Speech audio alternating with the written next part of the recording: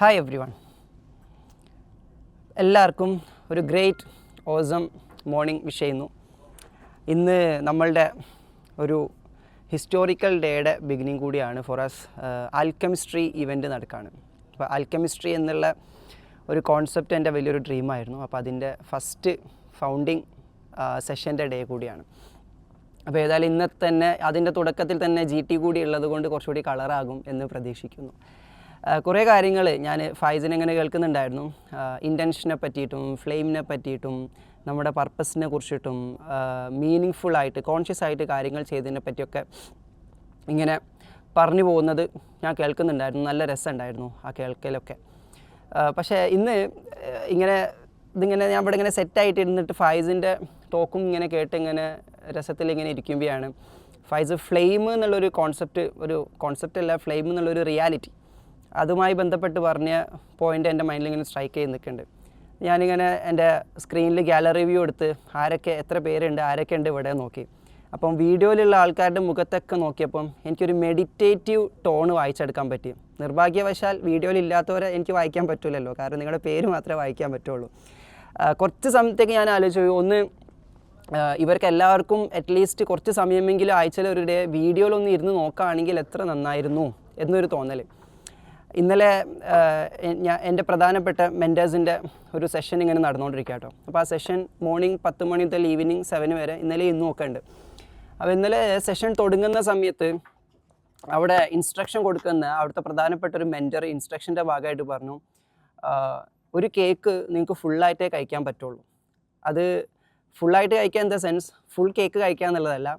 ഒരു കേക്കിനെ നമുക്ക് അതിൻ്റെ ഫ്ലവർ വേറെ, അതിൻ്റെ ബ്രെഡ് വേറെ, അതിൻ്റെ ചോക്ലേറ്റ് വേറെ ആയിട്ട് കഴിച്ചു കഴിഞ്ഞാൽ ആ കേക്കിൻ്റെ ഫുൾ ടേസ്റ്റ് കിട്ടില്ല.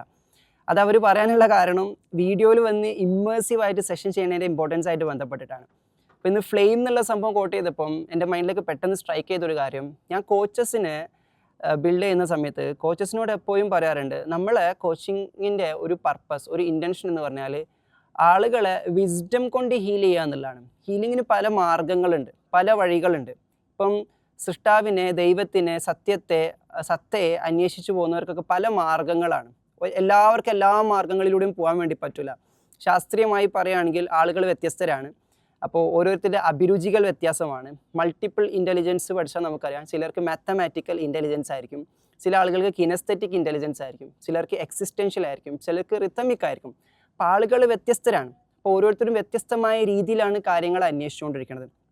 അപ്പം ഈ സത്യം അന്വേഷിക്കുന്ന, പ്രപഞ്ചരഹസ്യം തേടി നടക്കുന്ന ആളുകൾക്കൊക്കെ പല വഴികളുണ്ട്. ഇപ്പോൾ ചില ആൾക്കാർ ധ്യാനമാർഗം സ്വീകരിക്കും. അപ്പോൾ അവർക്ക് ധ്യാനത്തിലൂടെ ആയിരിക്കും കാര്യങ്ങൾ അറിയാനും മനസ്സിലാക്കാനൊക്കെ പറ്റുക. ചിലർ അന്വേഷണ മാർഗം സ്വീകരിക്കും, അന്വേഷിയുടെ മാർഗം. അത് വേണമെങ്കിൽ ജ്ഞാനമാർഗം എന്ന് പറയാം. ഇപ്പോൾ ചിലർ ജ്ഞാനമാർഗമാണ്. ചില ആൾക്കാർ കലാമാർഗം സ്വീകരിക്കും, കലയിലൂടെ ആയിരിക്കും. ചിലർ ശാസ്ത്രമാർഗം. ഏതിലൂടെ പോയാലും റൂമി പറഞ്ഞതുപോലെ ലാമ്പുകളൊക്കെ ഡിഫറെൻ്റ് ആണെങ്കിൽ ലൈറ്റൊക്കെ സെയിമാണ്, വഴികളൊക്കെ വ്യത്യസ്തമാണെങ്കിൽ എത്തിച്ചേരുന്നത് ഒരിടം തന്നെയാണ് എന്നതിൽ യാതൊരു സംശയമില്ല. എല്ലാം ഒന്നിൽ നിന്നും വന്നതുകൊണ്ട് ഒന്നിലേക്ക് തന്നെയാണ് എല്ലാ വഴികളും കൊണ്ടുപോകുന്നത് എന്നുള്ളതാണ്. അപ്പോൾ ഇതേ രൂപേണ ഞാൻ കോച്ചസിനോട് പറയാറുണ്ട്, ഫ്ലെയിം കോട്ട് ചെയ്തുകൊണ്ട് പറയാണ്, നമ്മൾ പലപ്പോഴും ഇവിടെ കൈകാര്യം ചെയ്തുകൊണ്ടിരിക്കുന്ന ഒരു ഹീലിംഗ് മൊഡാലിറ്റി എന്ന് പറഞ്ഞാൽ, ഹീലിങ്ങിന് പല മാർഗ്ഗങ്ങൾ ഉണ്ടാകുമ്പോൾ വിസ്ഡം, നമ്മൾ ഫ്ലെയിമിൽ പറയുന്നുണ്ട് ത്രൂ വിസ്ഡം, അറിവിൻ്റെ വഴിയിലൂടെ, ജ്ഞാനത്തിൻ്റെ വഴിയിലൂടെ. അത് ഏത് വിസ്ഡമാണ് എന്ന് ചോദിച്ചു കഴിഞ്ഞാൽ ആൻഷ്യൻ്റ് വിസ്ഡം എന്ന് പറയാനുള്ള കാരണം, ട്രഡീഷണൽ വിസ്ഡം എന്ന് പറയാനുള്ള കാരണം, നമ്മൾക്ക് ഈ ട്രൂത്തായിട്ടുള്ള അറിവുകൾ കിട്ടണമെങ്കിൽ പ്രപഞ്ചത്തിൻ്റെ തുടക്കം വരെ പോകണം, പ്രപഞ്ചം തുടങ്ങുന്നതിന് മുന്നേ ഉള്ളതിലേക്കും പോകണം. അപ്പോൾ അത്തരം ആൻഷ്യൻ്റ് റൂട്ടിലേക്ക് നമ്മൾ പോയിട്ട് അതിനെ ഇന്നത്തെ കാലത്ത് നമ്മൾ ജീവിക്കുമ്പോൾ, മോഡേൺ വേൾഡിൽ ജീവിക്കുമ്പോൾ അതിനെങ്ങനെ ഇവിടെ റിവൈവ് ചെയ്ത് കൊണ്ടുവരാൻ പറ്റുമെന്ന് ചിന്തിക്കുന്നിടത്തു നിന്നാണ് വിസ്ഡത്തിന് ഉപയോഗം ഉണ്ടാകുന്നത്. അല്ലെങ്കിൽ ഉപയോഗം ഉണ്ടാവില്ല. ഇന്നത്തെ പല ജ്ഞാനമാർഗങ്ങളും നമ്മൾ നോക്കിക്കഴിഞ്ഞാൽ വേരിൽ നിന്നും അടർത്തി മാറ്റി, റൂട്ടിൽ നിന്നും അടർത്തി മാറ്റിയിട്ട്, പൊതുവെ പറയാറുണ്ട് മുന്നേ അതിലേക്ക് കോൺട്രിബ്യൂട്ട് ചെയ്ത ആൾക്കാർ അതൊക്കെ പഴയതാണെന്ന് പറഞ്ഞ് ഒഴിവാക്കിയിട്ട് ഇന്ന് പുതിയത് എന്തുണ്ട് അത് മാത്രം എടുക്കുക, അത് ഉപയോഗിച്ച് കുറച്ച് കഴിഞ്ഞാൽ യൂസ് ആൻഡ് ഡിസ്പോസ് എന്നുള്ള രീതിയിലേക്ക് അറിവുകൾ എങ്ങനെ ഉപയോഗിച്ചുകൊണ്ടിരിക്കുകയാണ്. അപ്പം അങ്ങനെയല്ല, അതിൻ്റെ വേര് വരെ നമ്മൾ ചേർന്നിരിക്കണമെങ്കിൽ ആൻഷ്യൻ വിസ്ഡത്തെ മോഡേണൈസ് ചെയ്ത് മനസ്സിലാക്കാൻ പറ്റുന്നിടത്താണ് നമുക്ക് സക്സസ് ഉണ്ടാകുന്നത്. അല്ലെങ്കിൽ നമ്മൾ അൺഗ്രേറ്റ്ഫുൾ ആയിട്ടുള്ള ആൾക്കാരായിരിക്കും എന്നുള്ളതാണ്. നമ്മളായിരിക്കും നമ്മളെ ഗ്രാൻഡ് പാരൻസിനൊക്കെ തള്ളി പറയുക, ഓരോ ആരോഗ്യമാണ് നമ്മൾ നോക്കേണ്ട കാര്യമില്ല, എന്നെ നോക്കിയാൽ പോരെ എന്നാരും പറയില്ല. അപ്പോൾ ഈ രൂപേണ അറിവിൻ്റെ ഒരു വഴിയുണ്ട്, പല വഴികൾ ഹീലിങ്ങിനുണ്ടെന്ന് പറയുമ്പോൾ ദ വേ ഓഫ് വിസ്ഡം. അപ്പം വേ ഓഫ് വിസ്ഡം എന്ന് പറഞ്ഞാൽ നമ്മൾ ശാസ്ത്രീയമായി തന്നെ പഠിച്ചാൽ മനസ്സിലാക്കാൻ, ശാസ്ത്രീയമായിട്ടും അതുപോലെ തന്നെ ആധ്യാത്മികമായിട്ടും പഠനങ്ങൾ നടത്തിയാൽ കാണാൻ പറ്റും. ഇപ്പം ബുദ്ധിസം എന്നൊരു ഐഡിയോളജിയിൽ പോയി നോക്കുകയാണെങ്കിൽ ബുദ്ധിസത്തിൽ ധർമ്മ ടോക്സിനെ പറ്റി പറഞ്ഞിട്ടുണ്ട്. ധർമ്മ ടോക്സ് എന്ന് പറഞ്ഞാൽ അവരുടെ ശിഷ്യഗണങ്ങൾക്കും അറിവ് തേടുന്നവർക്കൊക്കെ ആ ഒരു മെഡിറ്റേറ്റീവ് സ്റ്റേറ്റിൽ അറിവിൻ്റെ സദസ്സിൽ വന്ന് നല്ല നല്ല ആധ്യാത്മിക അറിവുകൾ ഇങ്ങനെ കേട്ടിരിക്കുമ്പം അത് തന്നെ ശമനമായിരുന്നു, അത് തന്നെ ഹീലിംഗ് ആയിരുന്നു. അതിൽ നിന്നും കിട്ടുന്ന ക്ലാരിറ്റി, അവരുടെ സോൾ ക്ലാരിറ്റി ഒക്കെ കിട്ടുന്ന സമയത്ത് ഒരുപാട് പ്രയാസങ്ങൾ താനേ നീങ്ങിപ്പോകുമായിരുന്നു എന്നുള്ളതാണ്. അതുപോലെ തന്നെ വേദാന്തിക് പ്രിൻസിപ്പിളിൽ നമ്മൾ നോക്കിക്കഴിഞ്ഞാൽ അവിടെ ശ്രവണമാർഗം അല്ലെങ്കിൽ ശ്രവണ എന്ന് പറഞ്ഞൊരു തലം കാണാൻ പറ്റും. അവിടെ ഈ പറഞ്ഞുകൊണ്ടിരിക്കുന്നത് ഈ ഗീതാ വിസ്ഡംസും രാമായണം അതുപോലെ തന്നെ ഉപനിഷത്ത് ഇത്തരം തലങ്ങളിലൊക്കെ പറഞ്ഞ ധർമ്മയുദ്ധത്തെ പറ്റിയിട്ടും ധർമ്മത്തെ പറ്റിയിട്ടും ഒക്കെ പറഞ്ഞ കുറേ തലങ്ങളുണ്ട്. ഇതൊക്കെ ഇങ്ങനെ കേട്ടിരിക്കാത്തതും പറഞ്ഞത് തന്നെ ഒരു മനുഷ്യന് ഭയങ്കരമായിട്ടുള്ള ശമനമാണ് എന്നുള്ളതാണ്. അപ്പോൾ ഇതേ രൂപേണ മിസ്റ്റിക് അണ്ടർസ്റ്റാൻഡിങ് ഇസ്ലാമിക് സ്പിരിച്വാലിറ്റിയിലൊക്കെ വരുമ്പം സെമാഇനെ പറ്റിയിട്ടൊക്കെ പറയുന്നുണ്ട്. സെമാ എന്ന് പറഞ്ഞാൽ അവിടെ പ്രതിപാദിച്ചുകൊണ്ടിരിക്കുന്നത് ഇത്തരത്തിലുള്ള പോയട്രികളൊക്കെ, റൂമിയുടെ പോലത്തെ പോയട്രീസ്, അലാബ്മ ഇക്ബാലിൻ്റെ, ആമിർ ഖുസ്രുവിനെ പോലെയൊക്കെയുള്ളവരുടെ പോയട്രികൾ ചർച്ച ചെയ്തുകൊണ്ടിരിക്കുന്ന ഇടങ്ങൾ, അവിടെ മനുഷ്യന് ഭയങ്കരമായിട്ട് ഡീപ്പ് ഹീലിംഗ് നടക്കുന്നു. ഇതിനെ പറ്റിയിട്ട് ന്യൂറോ സയൻറ്റിസ്റ്റുകൾ ഗവേഷണം നടത്തിക്കൊണ്ടിരിക്കുന്നു. മോഡേൺ സൈക്കോളജിസ്റ്റുകൾ, സ്പിരിച്വൽ സൈക്കോളജിസ്റ്റുകളൊക്കെ ഇതിനെ പഠിച്ചുകൊണ്ടിരിക്കുക എന്നുള്ള. അപ്പോൾ അറിവ് കൊണ്ട് തന്നെ ശമിപ്പിക്കാൻ പറ്റുന്ന കുറേ കാര്യമുണ്ട്. മരുന്ന് ശമനമാകുന്നത് പോലെ, വെളിച്ചം ശമനമാകുന്നത് പോലെ, കാറ്റ് ശമനമാകുന്നത് പോലെ, സൗണ്ട് ഹീലിംഗ് ശബ്ദം ശമനമാകുന്നത് പോലെ, മണ്ണ് അല്ലേ, മഡ് തെറാപ്പിയൊക്കെ ഉണ്ട്, മണ്ണ് ശമനമാകുന്നത് പോലെ വിസ്ഡവും ശമനമാണ്. പക്ഷേ അത്തരമൊരു വിസ്ഡത്തിൻ്റെ ശമനത്തിൻ്റെ കേന്ദ്രമാണ് ഇപ്പോൾ ഈ പറയുന്ന ഈ സ്പേസിലാണ് നമ്മൾ ഈ ഗൈഡ് ടോക്കിലിരിക്കുന്നത്. അതുകൊണ്ടാണല്ലോ എപ്പോഴും പറയും, ഇപ്പോൾ ഈ 300-ലേറെ ആൾക്കാർ ഇവിടെ ഇരിക്കുന്നുണ്ട്, എല്ലാ സൺഡേസും വന്നിരിക്കുന്നത് എന്തോ ഒരു തരത്തിലുള്ളൊരു ഹീലിംഗ് ടച്ച് നമുക്ക് കിട്ടുന്നത് കൊണ്ടാണ്. പക്ഷെ അത് ഞാൻ നേരത്തെ പറഞ്ഞതുപോലെ ഒരു കേക്ക് നമുക്ക് ഫുള്ള് കഴിക്കാൻ പറ്റുന്നിടത്താണ് അതിൻ്റെ ബ്യൂട്ടി. അതാണ് ഇമ്മേഴ്സീവ് ആവുക എന്ന് പറയുന്നിടത്ത്. അപ്പോൾ കഴിയുന്നതും ഞാൻ ചിന്തിച്ചു പോയി, അപ്പോൾ വിസ്ഡത്തിന് ഹീൽ ചെയ്യാൻ പറ്റുമെങ്കിൽ അതിന് ഫ്രീ ആയിട്ടൊരു സ്പേസ് കിട്ടിയിട്ട്, ഫ്രീ ആയിട്ട് അതിൻ്റെ എല്ലാ ചേരുവകളും ചേർത്തിട്ട്, ഇന്ന് 230ാമത് ഗൈഡ് ടോക്കാണ്. അപ്പോൾ 200ഓളം ഗൈഡ് ടോക്കിലൂടെ നമ്മൾ പോയി നോക്കി കഴിഞ്ഞാലും നമ്മൾ സ്പർശിക്കാത്ത ഇടങ്ങളില്ല വിസ്ഡവുമായി ബന്ധപ്പെട്ടിട്ട്. വേറെ ഒന്നുമല്ല, വിസ്ഡമാണ് പ്രധാന മാർഗം, ജ്ഞാനമാർഗമാണ് നമ്മൾ ഉദ്ദേശിക്കുന്നത്. ജ്ഞാനപ്രകാശം എന്ന് വേണമെങ്കിൽ പറയാം. ജ്ഞാനത്തിൽ പ്രകാശം ഉണ്ടാകുമ്പോൾ അത് വിശുദ്ധ ജ്ഞാനമാകും, വിജ്ഞാനമായിട്ട് മാറും. വിശുദ്ധ ജ്ഞാനം എന്നതിൽ ചേർന്ന് നിന്നുകൊണ്ടാണ് നമ്മളിത് സംസാരിച്ചുകൊണ്ടിരിക്കുന്നത്. ഞാൻ ചിന്തിച്ചു പോവാണ്, എന്തുകൊണ്ടായിരിക്കാം ഇത്തരം ഒന്ന് ഇമ്മേഴ്സീവായിട്ട് പലർക്കും പങ്കെടുക്കാൻ പറ്റാത്തത്? ജെനുവിൻ റീസൺസ് ഉള്ളവരുണ്ടായിരിക്കാം കേട്ടോ, ഞാൻ പലപ്പോഴും ഇതിനെപ്പറ്റി പറയാറില്ല.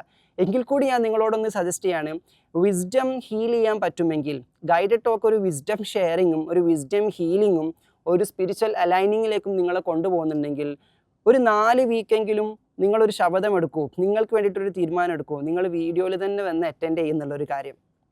അത് ഞാൻ വെറുതെ പറയല്ല. വിസ്ഡം ഒരു ഹീലിംഗ് മൊഡാലിറ്റി ആണെങ്കിൽ അതിൽ സറണ്ടറൻസ് എന്ന് പറഞ്ഞൊരു സംഭവമുണ്ട്. അവിടെ ചില കാര്യങ്ങൾ നമ്മളൊന്ന് കോംപ്രമൈസ് ചെയ്യുമ്പം, ചില കാര്യങ്ങൾ നമ്മളൊന്ന് സാക്രിഫൈസ് ചെയ്യുമ്പം, ചില കാര്യങ്ങൾ നമ്മൾ ഇനീഷ്യേറ്റ് ചെയ്യുമ്പോൾ, ഞാൻ അഡീഷണലി അതിൻ്റെ കോസ്റ്റായിട്ട് കൊടുത്തു എന്ന് ചോദിക്കുമ്പം ഈ വീഡിയോയിലൊക്കെ വന്നിരിക്കാൻ ചിലപ്പം നമുക്ക് കുറച്ച് ഒരുക്കങ്ങൾ ആവശ്യമായിട്ട് വേണ്ടി വരും എന്നുള്ളതാണ്. അപ്പം എൻ്റെ കംഫർട്ടിനനുസരിച്ച് എന്നതിനപ്പുറത്ത് കുറച്ചൊക്കെ എനിക്ക് ഡിസ്കംഫർട്ട് കൂടി കൊടുത്തിട്ട് അതൊന്ന് സെറ്റായിട്ട് ഇരിക്കുമെന്ന് തീരുമാനിച്ചു കഴിഞ്ഞാൽ അതിൻ്റെ ഇമ്പാക്റ്റ് ഹ്യൂജ് ആയിരിക്കും എന്നതിൽ യാതൊരു സംശയവും ഇല്ല എന്നുള്ളതാണ്. അപ്പോൾ wisdom can heal, through wisdom we can heal. അറിവ് കൊണ്ട് തന്നെ ഹീലിംഗ് സംഭവിക്കും എന്നുള്ള. നോക്കേ, മനുഷ്യന് ഈ ഭൂമിയിലേക്ക് വരുന്നതിന് മുന്നേ അമ്മയുടെ ഗർഭപാത്രത്തിൽ നമ്മളൊക്കെ കിടക്കുമ്പോൾ നമ്മൾക്കൊരു ഇരുണ്ട ലോകത്തായിരുന്നു, വേൾഡ് ഓഫ് ഡാർക്ക്നെസ്. നമുക്കതൊരു ഇരുട്ടിൻ്റെ ലോകമായിട്ടാണ് തോന്നിയിട്ടുള്ളത്. അതിൽ നിന്നും നമ്മൾ വെളിച്ചത്തിൻ്റെ ലോകത്തിലേക്ക് പ്രവേശിക്കുന്നു. അതായത് ഇവിടേക്ക് വരുമ്പോഴാണ് നമുക്ക് കാഴ്ച കിട്ടുന്നത്, നമ്മൾ കണ്ടു തുടങ്ങുന്നത്. അമ്മയുടെ ഗർഭപാത്രത്തിൽ കിടക്കുമ്പോൾ നമ്മളൊന്നും കാണുന്നില്ല. പക്ഷേ ഇരുട്ടിൻ്റെ ലോകത്ത് കിടന്നുറങ്ങുന്ന സമയത്ത് നമുക്കൊരു പ്രയാസം ഉണ്ടായിരുന്നില്ല. നമ്മൾ ഈ ദിവ്യ സ്നേഹത്തിൽ പൊതിഞ്ഞ് റാപ്പ് ചെയ്ത് വെച്ചൊരു സിസ്റ്റത്തിലായിരുന്നു നമ്മൾ ഉണ്ടായിരുന്നത്. ശരിക്കും പറഞ്ഞാൽ കാഴ്ച ഒന്നുമില്ല എന്നാണെങ്കിൽ കൂടി, ഒന്നും പുറത്തെ പ്രകാശം കൊണ്ടൊന്നും കാണുന്നില്ല എന്നാണെങ്കിൽ കൂടി, അകത്തിരുന്നു കൊണ്ട്, ഇരുണ്ട ലോകത്തിരുന്നു കൊണ്ട് നിങ്ങളൊരു പ്രകാശം ദർശിച്ചിട്ടുണ്ട്. ഇരുട്ടിലുള്ളൊരു പ്രകാശം എന്ന് വേണമെങ്കിൽ പറയാം. അതിന് കാഴ്ച ഉണ്ടാവില്ല, അതിൽ പ്രകാശം കാണാനുണ്ടായിരിക്കില്ല, പക്ഷെ നിങ്ങൾ ആ പ്രകാശം സ്നേഹമായിട്ട് അനുഭവിച്ചിട്ടുണ്ടായിരിക്കും ഇരുട്ടിൻ്റെ ഉള്ളിൽ കിടന്നുകൊണ്ട് എന്നുള്ളതാണ്. അവിടെ നിന്നും പ്രകാശത്തിൻ്റെ ലോകത്തിലേക്ക്, ഈ പ്രകാശമുള്ള കാഴ്ചയുള്ള വർണ്ണാഭമായ ഈ ലോകത്തിലേക്ക് നമ്മൾ വന്നതോട് കൂടിയിട്ട് സോ ഓഫ് കോഴ്സ് നമ്മൾ ഇവിടേക്ക് വരുമ്പോൾ തന്നെ കരഞ്ഞുകൊണ്ടാണ് ആക്ച്വലി വന്നിട്ടുള്ളത് എന്നുള്ളതാണ്. കാരണം വെളിച്ചം കാണാൻ ഒരുപാടുള്ള ലോകത്തിലേക്ക് വന്നതാണ് നമ്മളെങ്കിൽ കൂടി നമ്മളുടെ കുഞ്ഞിൻ്റെ ബോധത്തിൽ നമ്മൾ പോലും അറിയാതെ ഉണ്ടായിരുന്ന ഒരു കൺസേൺ, ഞാൻ ഈ ഇരുട്ടിൻ്റെ ലോകത്ത് കിടന്ന് എനിക്ക് കിട്ടിയിരുന്ന എല്ലാ ഗ്രാൻഡുകളും ഇവിടുന്ന് കിട്ടുമെന്നാണ്. അതായത് ഇവിടെ അമ്മയുടെ ഗ്രാൻഡ് മാത്രം കിട്ടാനുള്ളൂ, വേറെ ആയത് കിട്ടാനില്ല. അമ്മയാണെങ്കിൽ അത് സദാസമയവും സ്നേഹത്തിൽ ചാലിച്ചുകൊണ്ട് എനിക്ക് തന്നുകൊണ്ടിരിക്കുന്നുണ്ട്. അതിലൂടെ ആ ഗർഭപാത്രത്തിൽ കിടക്കുന്നതിലൂടെ ഞാൻ ദിവ്യ സ്നേഹം അനുഭവിച്ചുകൊണ്ടേയിരിക്കുകയായിരുന്നു. ആ കരുതലിലൂടെയൊക്കെ അതെനിക്ക് നിഷേധിക്കപ്പെടുമോ എന്നുള്ള ഒരു കൺസേൺ കൊണ്ട് മാത്രമാണ് ആ കുഞ്ഞ് ഈ ലോകത്തിലേക്ക് പിറന്നു വീണത്. ആ കരയുന്ന കുഞ്ഞിനെ ആ അമ്മ തന്നെ എടുത്ത് തലോടി സ്നേഹിച്ച് ചുംബിക്കുന്നതിലൂടെ ആ അമ്മ ഒരു കൺഫർമേഷൻ കൊടുക്കുകയാണ്, നിനക്ക് എൻ്റെ ഗർഭപാത്രത്തിനകത്ത് കിട്ടിയത് ഇവിടെ ഞാൻ ഒരിക്കലും നിഷേധിക്കൂല, ഇവിടെ ഞാൻ നിനക്ക് തന്നുകൊണ്ടേയിരിക്കും. അപ്പം അമ്മ ചേർത്ത് പിടിക്കുന്നു, അമ്മ മാറോട് ചേർത്ത് പിടിച്ചിട്ട് അമ്മിഞ്ഞ പാല് കൊടുക്കുന്നു, ഉറക്കുന്നു, കുഞ്ഞൊന്ന് ഞെട്ടി എണീക്കുമ്പോഴേക്ക് എണീറ്റിരുന്ന് സേവിക്കുന്നു, വേണ്ട കാര്യങ്ങൾ ചെയ്തു കൊടുക്കുന്നു. അപ്പൊക്കെ കുഞ്ഞിന് മനസ്സിലായിക്കൊണ്ടിരിക്കുകയാണ്, യെസ് ഓഫ് കോഴ്സ് എനിക്ക് ഉള്ളിൽ കിട്ടിയതൊക്കെ ഇവിടെ കിട്ടും, ഇപ്പം ഞാൻ കംഫർട്ടാണ്. ആ കുട്ടി കംഫർട്ടായി വരുന്നതോടുകൂടി കുറച്ച് കഴിയുമ്പോഴേക്ക് എന്ത് സംഭവിക്കുന്നു, ഇത് വെളിച്ചത്തിൻ്റെ ലോകമാണ്, ഇവിടെ നമുക്ക് കാണാൻ വെളിച്ചം വേണം. കാഴ്ച ഓൾറെഡി ഉള്ളിൽ ദൈവം തമ്പുരാൻ തന്നിട്ട് കാര്യമില്ല, വെളിച്ചം ഉണ്ടെങ്കിലേ കാണാൻ വേണ്ടി പറ്റുള്ളൂ. ഇത് വെളിച്ചത്തിൻ്റെ ലോകമാണ്. പക്ഷെ നമ്മൾ ഈ വെളിച്ചത്തിൻ്റെ ലോകത്തിലേക്ക് ആ കുഞ്ഞു വന്ന് വളർന്നു വരുമ്പോഴേക്ക് എന്താ സംഭവിക്കണമെന്ന് നമുക്കറിയാം. വെളിച്ചത്തിൻ്റെ ലോകത്തിൽ വളർന്നു വരുമ്പോഴേക്ക് അവൻ്റെ അകത്തേക്ക് വീണ്ടും ഇരുട്ട് വരുന്നോണ്ടേയിരിക്കുകയാണ്. ഇരുട്ടിൻ്റെ ലോകത്ത് കിടക്കുമ്പോൾ അവൻ്റെ അകത്ത് പ്രകാശം കിട്ടിയിട്ടുണ്ടായിരുന്നു. വെളിച്ചത്തിൻ്റെ ലോകത്തേക്ക് വരുന്നതോട് കൂടിയിട്ട് അന്ധത, അജ്ഞത, അറിവില്ലായ്മ, നമ്മൾ പറയുന്നു ഇതൊക്കെ അറിവാണെന്ന് പറഞ്ഞ് പലതും പരിചയപ്പെടുത്തിക്കൊണ്ടിരിക്കുമ്പോഴും ഈ വെളിച്ചത്തിൻ്റെ ലോകത്തല്ലാത്തൊരു ലോകത്തായിരുന്നു അവൻ ജീവിക്കണതെങ്കിൽ ആ ലോകത്തിൻ്റെ സത്യവുമായിട്ട്, ആ ലോകത്തിൻ്റെ നിയമവുമായിട്ട് ഈ ലോകത്തിൻ്റെ നിയമം ബന്ധിപ്പിച്ച് നോക്കുമ്പം എവിടേക്കോ മിസ്മാച്ചിങ് ആയിട്ട് തോന്നി തുടങ്ങുന്നുണ്ടെങ്കിൽ നമ്മൾ പലപ്പോഴും ഈ ലോകത്തിൻ്റെ, നമ്മളിപ്പം വസിക്കുന്ന ഈ ലോകത്തിൻ്റെ ചുറ്റുപാടുകൾക്ക് വേണ്ടിയിട്ട്, സംസ്കാരങ്ങൾക്ക് വേണ്ടിയിട്ട്, സിസ്റ്റങ്ങൾക്ക് വേണ്ടിയിട്ട് നമ്മൾ കുറേ അറിവ് സ്വാംശീകരിച്ചിട്ടുണ്ട്, കുറേ അറിവ് നമ്മൾ നേടിയെടുത്തിട്ടുണ്ട്. ഈ അറിവുകളൊക്കെ കയറി വരുമ്പോഴേക്ക് നമുക്ക് ഈ ലോകത്തിൽ ജീവിക്കാനുള്ള വകയുണ്ടാകുന്നുണ്ടെങ്കിൽ കൂടി അതിനപ്പുറത്തേക്ക് ഞാൻ എവിടെയായിരുന്നു, ഞാൻ ഏത് ലോകത്തായിരുന്നു ഞാൻ ഏറ്റവും വലിയ കംഫർട്ട് ആസ്വദിച്ചത്, അത് അമ്മയുടെ ഗർഭപാത്രത്തിലായിരുന്നെങ്കിൽ ആ ലോകത്ത് അനുഭവിച്ച അനുഭൂതി എനിക്ക് ഇവിടുന്ന് കിട്ടുന്നുണ്ടോ എന്നൊരു ചോദ്യമുണ്ട്. അത് നമ്മൾ ഇവിടെ ജനിച്ച് വീണ് വളർന്ന ഓരോ കുട്ടികൾക്കും നമ്മളൊക്കെ ഉത്തരവാദികളാണ്, നമ്മളത് കൊടുക്കാനുള്ള വഴി ഉണ്ടാക്കി കൊടുക്കുന്നുണ്ടോ എന്ന് കൂടിയുള്ളത് വലിയൊരു ചോദ്യമാണ്. അപ്പോൾ വെളിച്ചത്തിൻ്റെ ലോകത്തിലേക്ക് പിറന്നു വീണ നമ്മൾക്ക് കുറേ ജ്ഞാനങ്ങൾ കിട്ടിക്കൊണ്ടിരിക്കുന്നു. പക്ഷെ അന്തർജ്ഞാനം കിട്ടിയിട്ടില്ലെങ്കിൽ പോയി. അന്തർജ്ഞാനം എന്ന് പറഞ്ഞാൽ അകത്ത ജ്ഞാനമാണ്. അന്തർജ്ഞാനം ഏറ്റവും കൂടുതൽ നമ്മളിൽ എവിടെയായിരുന്നു ഉണ്ടായിരുന്നു ചോദിച്ചു കഴിഞ്ഞാൽ അമ്മയുടെ അകത്ത് അന്തരങ്ങളിൽ കിടന്നുറങ്ങുന്ന സമയത്താണ് നമുക്ക് അന്തർജ്ഞാനമായ അമ്മയെ അനുഭവിക്കുന്നതിലൂടെ കിട്ടിയൊരു സംഭവമുണ്ട്. അപ്പം അവിടെ അറിഞ്ഞത് ദൈവിക സ്നേഹമാണ്. അപ്പോൾ ഈ വെളിച്ചത്തിൻ്റെ ലോകത്തിലേക്ക് വരുമ്പോൾ കാഴ്ച കൊണ്ട് നമ്മൾ പലരെയും കണ്ടുകൊണ്ടിരിക്കുന്നു. അപ്പോൾ അവിടെയാണ് ദൈവം നമ്മൾക്ക് ഈ വെളിച്ചത്തിൻ്റെ ലോകത്തിലേക്ക് വന്നാലും നീ അമ്മയുടെ ഗർഭപാത്രത്തിൽ ഇരുന്ന് അനുഭവിച്ച ആ സ്നേഹമില്ലേ, കാഴ്ചയില്ലാതെ അറിഞ്ഞ, സംസാരം ഭാഷയില്ലാതെ അറിഞ്ഞ, കേൾവി ഒന്നുമില്ലാതെ അറിഞ്ഞൊരു സ്നേഹമില്ലേ, ഒരു കംഫർട്ടില്ലേ, അത് നിനക്കറിയാൻ വേണ്ടിയിട്ടാണ് നീ ഈ വെളിച്ചത്തിൻ്റെ ലോകത്തിലൂടെ നടക്കുമ്പോഴും ദൈവം നിന്നോട് പ്രഖ്യാപിച്ചത്, ഇവരെ ഒന്നും നീ ദൈവമായി കാണണ്ട കേട്ടോ, ദൈവത്തിൻ്റെ അടുത്ത് നിന്ന് കിട്ടുന്നത് ഇവരുടെ അടുത്ത് നിന്ന് എവിടെ നിന്ന് കിട്ടൂല, അതുകൊണ്ട് ഇവരാരും തന്നെ ദൈവമല്ല, ഇവരാരും തന്നെ നിനക്ക് ദൈവതുല്യമായത് തരാൻ പറ്റിയവരല്ല എന്നുള്ളതിനെ ഓർമ്മിപ്പിച്ചുകൊണ്ടേയിരിക്കുന്നത്. ഇതൊന്നും ദൈവമല്ല എന്ന് പറയിപ്പിക്കുന്നതിലൂടെ ദൈവം നമ്മളെ കൊണ്ടെത്തിക്കുന്നത്, സൃഷ്ടാവ് നമ്മളെ കൊണ്ടെത്തിക്കുന്നത് ഏത് സത്യത്തിലേക്കാണ്? നിനക്ക് കാഴ്ചയില്ലാത്തപ്പം, നിനക്ക് ഭാഷയില്ലാത്തപ്പം നിന്നെ നോക്കിയ, നിന്നെ പരിപാലിച്ച, നീ ഒരു രക്തകഷ്ണമായിട്ട് കിടക്കുന്ന സമയത്ത് തന്നെ ആ രക്തകഷ്ണത്തിൽ നിന്നും ഞാൻ എൻ്റെ എന്തോ ഒന്ന് നിന്നിലേക്ക് ഇട്ട് തന്നിട്ട് നിനക്ക് ഹൃദയം ഉണ്ടാക്കി തന്ന, രക്തകഷ്ണത്തിൽ നിന്നും നിനക്ക് ഹൃദയം ഉണ്ടായി, അതേ രക്തകഷ്ണത്തിൽ നിന്നും നിനക്ക് കണ്ണുണ്ടായി, അതേ രക്തകഷ്ണത്തിൽ നിന്ന് നിനക്ക് കാതുണ്ടായി, അതേ രക്തകഷ്ണത്തിൽ നിന്നും തന്നെ എല്ലാം ഉണ്ടായി. അപ്പോൾ ഒറ്റ കഷ്ണത്തിൽ നിന്നും, ഒറ്റ സെല്ലിൽ നിന്നുമാണ്, ഒറ്റ കോശത്തിൽ നിന്നുമാണ്, ഒരു കോശം തന്നെയാണ് നിൻ്റെ കണ്ണായി മാറിയതെങ്കിൽ, ഒരു കോശം തന്നെയാണ് നിൻ്റെ കാതായി മാറിയതെങ്കിൽ, ഈ കണ്ണിന് കേടുപറ്റിയാലും ഈ കാതിന് കേടുപറ്റിയാലും ആ ഏകകോശ സിദ്ധാന്തം, ദ യൂണിസെല്ലുലാർ എന്ന് പറയുന്ന ഏകത്തിലേക്ക് കണക്ട് ചെയ്യുന്നത്, ഏകം കൽവിതം ബ്രഹ്മ എന്ന് പറയുന്ന ഏകത്തിലേക്ക് കണക്ട് ചെയ്യുന്നതിൻ്റെ വിസ്ഡം നിന്നിൽ പ്രവർത്തിക്കുകയാണെങ്കിൽ അത് നിനക്ക് ശമനമായിട്ട് മാറും, അത് നിനക്ക് ഹീലിംഗ് ആയിട്ട് മാറും. അതിനേക്കാളും വലിയൊരു ഹീലിംഗ് നിനക്ക് എവിടെയും കിട്ടാനില്ല. അപ്പം ഈ വെളിച്ചത്തിൻ്റെ ഈ താൽക്കാലികമായ ലോകത്തിൽ നീ ജീവിച്ചുകൊണ്ടിരിക്കുമ്പം, ഈ ലോകത്തിലൂടെ നീ സഞ്ചരിച്ചുകൊണ്ടിരിക്കുമ്പം നീ പല മനുഷ്യരെ കാണും, നീ പല ജീവജാലങ്ങളെയും കാണും. ഇതിനൊക്കെ നിനക്ക് ശമനം തരാൻ പറ്റൂ എപ്പോൾ മാത്രം? അതിലൊക്കെ ഏകമായതിൻ്റെ, നീ ഏകമായിരിക്കുമ്പം ഏകാന്തവാസത്തിൽ, നീ ഒരു ഹിറയിൽ ഏകാന്തവാസം കഴിഞ്ഞിട്ടല്ല ഇങ്ങോട്ട് ഇറങ്ങിപ്പോകുന്നത്, ഏത് ഹിറയായിരുന്നു? അമ്മയുടെ ഗർഭപാത്രമാകുന്ന ഹിറാ ഗുഹക്കകത്ത് നീ 9 മാസത്തോളം ഒരു ധ്യാനം ചെയ്ത് ദൈവിക ബോധത്തിൽ മാത്രമായി, ദിവ്യപ്രകാശത്തിൽ മാത്രമായി, നിനക്ക് ചിന്തകളില്ല, നിനക്ക് കാഴ്ചകളില്ല, ഒന്നുമില്ല, എല്ലാം സ്നേഹത്തിൽ നിന്നും എല്ലാം വെളിച്ചത്തിൽ നിന്നും മാത്രമായിട്ടുള്ള കരുതലായിട്ട് ഒരു ഏകാന്തവാസം കഴിഞ്ഞിട്ടാണ് നീ ഈ ലോകത്തിലേക്ക് പ്രാപ്തമായിട്ട് ഇറങ്ങി വരുന്നതെങ്കിൽ ഒരു കാര്യം നീ മനസ്സിലാക്കിക്കോ, ഈ ലോകത്തിലേക്ക്, ഈ വെളിച്ചത്തിൻ്റെ ലോകത്തിലേക്ക്, ഈ മനുഷ്യരുടെ ലോകത്തിലേക്ക്, കാഴ്ചയുടെ ലോകത്തിലേക്ക്, ഭാഷയുടെ ലോകത്തിലേക്ക്, നിയമങ്ങളുടെ ലോകത്തിലേക്ക് നീ ഇറങ്ങി വന്ന് ഇവിടെ എന്തൊക്കെ അവസരത്തിലേക്ക് പോയാലും അതിനൊക്കെ താണ്ടി വിജയിക്കാനുള്ള, അതിനൊക്കെ നേരിട്ട് വിജയിക്കാനുള്ള ആർജിക്കൽ 9 മാസത്തെ ഗർഭസ്ഥ സഹവാസം കൊണ്ട് നീ നേടിയെടുത്തിട്ടുണ്ട്. ഓക്കെ, പ്രവാചകനും ബുദ്ധനും ഒക്കെ അവർ കുറച്ച് സമയം ധ്യാന നിർഭരമായിരുന്നിട്ട് ഊർജം ആർജിക്കുകയായിരുന്നു. ആ ഊർജം ആർജിച്ചെടുക്കുന്നതിലൂടെ വലിയൊരു ദൗത്യത്തിന് വേണ്ടി ലോകരിലേക്ക് ഇറങ്ങിത്തിരിക്കുന്ന സമയത്ത് എന്തൊക്കെ ചലഞ്ചുകൾ ഉണ്ടായാലും അതൊക്കെ നേടി, അതൊക്കെ മുന്നിട്ട് നേരിട്ട് പ്രതിസന്ധികളെ തട്ടി മാറ്റി മുന്നോട്ട് പോകാനുള്ള എല്ലാ ഊർജ്ജ സംഭരണവും ആ സമയത്ത് നടന്നിട്ടുണ്ട്. അപ്പം നമ്മൾക്കുള്ളിലെ യഥാർത്ഥ ഊർജ്ജം തിരിച്ചെടുക്കണമെങ്കിൽ നമ്മുടെ ഗർഭസ്ഥ അവസ്ഥ നമ്മൾ തിരിച്ചെടുക്കണമെന്നുള്ളതാണ്. ഇപ്പം ചില സമയത്തൊക്കെ നമ്മളിങ്ങനെ ഇരുട്ടിലായി എന്ന് തോന്നും. ഇരുട്ടിലാവല് നല്ലതാണെന്നാണ് ഞാൻ പറഞ്ഞു വന്നത്. എന്തുകൊണ്ട് ഇരുട്ടിലായതുകൊണ്ട് നിങ്ങൾക്ക് ഒന്നുകൂടി നിങ്ങളുടെ ഗർഭസ്ഥാവസ്ഥയിലേക്ക് പോകാനുള്ള, ചുറ്റുപാടിൽ നിന്ന് മാറാനുള്ള, ഇപ്പം പറഞ്ഞ ഐഡിയയുമായി വിസ്ഡവുമായി ബന്ധപ്പെടുത്തിയിട്ട് നിങ്ങൾ റൂമിയുടെ കോട്ടൊന്ന് കണക്ട് ചെയ്ത് നോക്കിയേ. തനിച്ചാണെന്ന് തോന്നുമ്പം നിങ്ങൾ വേദനിക്കേണ്ടതില്ല, എല്ലാവരെയും മാറ്റി നിർത്തിയിരിക്കുകയാണ്. നിങ്ങൾ തനിച്ചാ തുടങ്ങിയത് നിങ്ങൾ മനസ്സിലാക്കണം. നിങ്ങൾ എങ്ങനെയാണ് തുടങ്ങിയത്? നിങ്ങൾ എവിടെയായിരുന്നു? നിങ്ങൾ തനിച്ചായിരുന്നു. 9 മാസം തനിച്ചുള്ള വാസം നിങ്ങൾ എത്ര ആസ്വദിച്ചിട്ടുണ്ടായിരുന്നു? വന്ന വഴി നിങ്ങൾ മറക്കരുത്. അതുകൊണ്ട് തനിച്ചാവലിനെ തിരഞ്ഞെടുത്തോണ്ടേ ഇരിക്കാം. ദാറ്റ് മീൻസ് എല്ലാവരെയും ഒഴിവാക്കുക എന്നുള്ളതല്ല. ആൾക്കൂട്ടത്തിലാണെങ്കിലും തനിച്ച് നിന്നുകൊണ്ട് തന്നിലേക്ക് തന്നെ ആയി നിന്നുകൊണ്ട് താൻ ഗർഭസ്ഥാവസ്ഥയിൽ കിടന്നുറങ്ങുന്ന സമയത്ത് കിട്ടിയ അനുഭൂതികളൊക്കെ നിങ്ങൾക്ക് ആൾക്കൂട്ടത്തിനിടയിൽ ആരുമായി ബന്ധിപ്പിക്കപ്പെടാതെ, മറ്റുള്ളവരിലേക്ക് ബന്ധിപ്പിക്കപ്പെടാതെ നിങ്ങൾക്ക് അതെപ്പോഴും ആസ്വദിക്കാൻ വേണ്ടി പറ്റുന്നുണ്ടെങ്കിൽ നിങ്ങൾ വിജയികളാണ്. വിജയികൾ മാത്രമല്ല, നിങ്ങളാണ് പോരാളികൾ. പൗലോ കൊയ്ലോയുടെ ഒരു ബുക്കുണ്ട്, നമുക്കറിയാം ആൽക്കെമിസ്റ്റ് മാത്രമേ. പൗലോ കൊയ്ലോ ഒരുപാട് ബുക്സ് ചെയ്തിട്ടുണ്ട് കേട്ടോ. അപ്പം പൗലോ കൊയ്ലോയുടെ ഒരു ബുക്കുണ്ട്, അതിൻ്റെ പേര് തന്നെ വിജയ് ഏകനാണെന്നാണ്, ദ വിന്നർ സ്റ്റാൻഡ്സ് അലോൺ. അതുപോലെ തന്നെ വേറൊരു പുസ്തകമുണ്ട്, അതിൻ്റെ പേര് ബാരിയേഴ്സ് ഓഫ് ലൈറ്റ് എന്നുള്ളതാണ്, വെളിച്ചത്തിൻ്റെ പോരാളികൾ.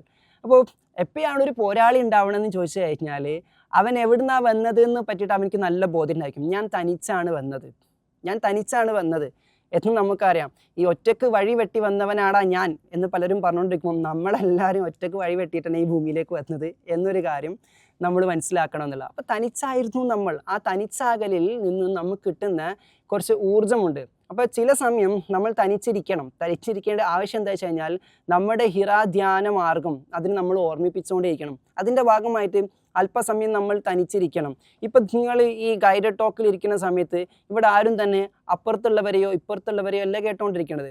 നിങ്ങൾ ഈ കൂട്ടത്തിൽ തന്നെ തനിച്ചാണ്, നിങ്ങൾക്കറിയാം. നിങ്ങൾ നിങ്ങളെ കേട്ടോണ്ടിരിക്കുകയാണ്, നിങ്ങൾ ധ്യാനത്തിലാണ്, നിങ്ങൾ ഈ അറിവിലൂടെ നിങ്ങളെ അറിഞ്ഞുകൊണ്ടിരിക്കുകയാണ്. ഈ അറിയൽ ഒരു അലിയൽ കൂടിയായിട്ട് മാറുകയാണെങ്കിൽ എത്ര രസമായിരിക്കും. ആ അലിയലിൻ്റെ ഭാഗമായിട്ട് നിങ്ങൾ ഈ വീഡിയോ തുറന്നിട്ട് ഇതിങ്ങനെ കേൾക്കുന്ന സമയത്ത് നിങ്ങളെ തന്നെ ഒന്ന് നോക്കി നോക്കിയേ, എന്ത് രസമായിരിക്കും. നിങ്ങളിലുള്ള ലയനവും നിങ്ങളിലുള്ള ആസ്വാദനവും അതൊക്കെ കിട്ടി തുടങ്ങുമ്പോൾ ഞാൻ പറയാം ഒരാൾ ഗൈഡഡ് ടോക്കിലേക്ക് ആയി തുടങ്ങുന്നത്. അപ്പോൾ അത് കിട്ടുന്നില്ലെങ്കിലോ നിങ്ങൾ ഗൈഡഡ് ടോക്കിലേക്ക് ആവാൻ സമയമാകുന്നേ ഉള്ളൂ, നിങ്ങൾ പ്രിപ്പയർ ചെയ്തുകൊണ്ടേ ഇരിക്കുന്നുള്ളൂ എന്നുള്ളതാണ്. ഇപ്പം എല്ലാ ട്രെയിനിങ്സിൽ ഞാൻ ചെയ്യുന്ന സെഷൻസിൽ ഞാൻ പറയാറുണ്ട്, ഇതൊക്കെ തന്നെ നിങ്ങൾക്ക് ഗൈഡഡ് ടോക്ക് കുറച്ചുകൂടി ഗൈഡഡ് ടോക്കിൻ്റെ ആകെ ഉൾസത്ത എടുത്ത് അറിയാൻ അനുഭവിക്കാനുള്ള ഒരു പ്രിപ്പറേഷൻ മാത്രമാണെന്ന് പറയാറുണ്ട്.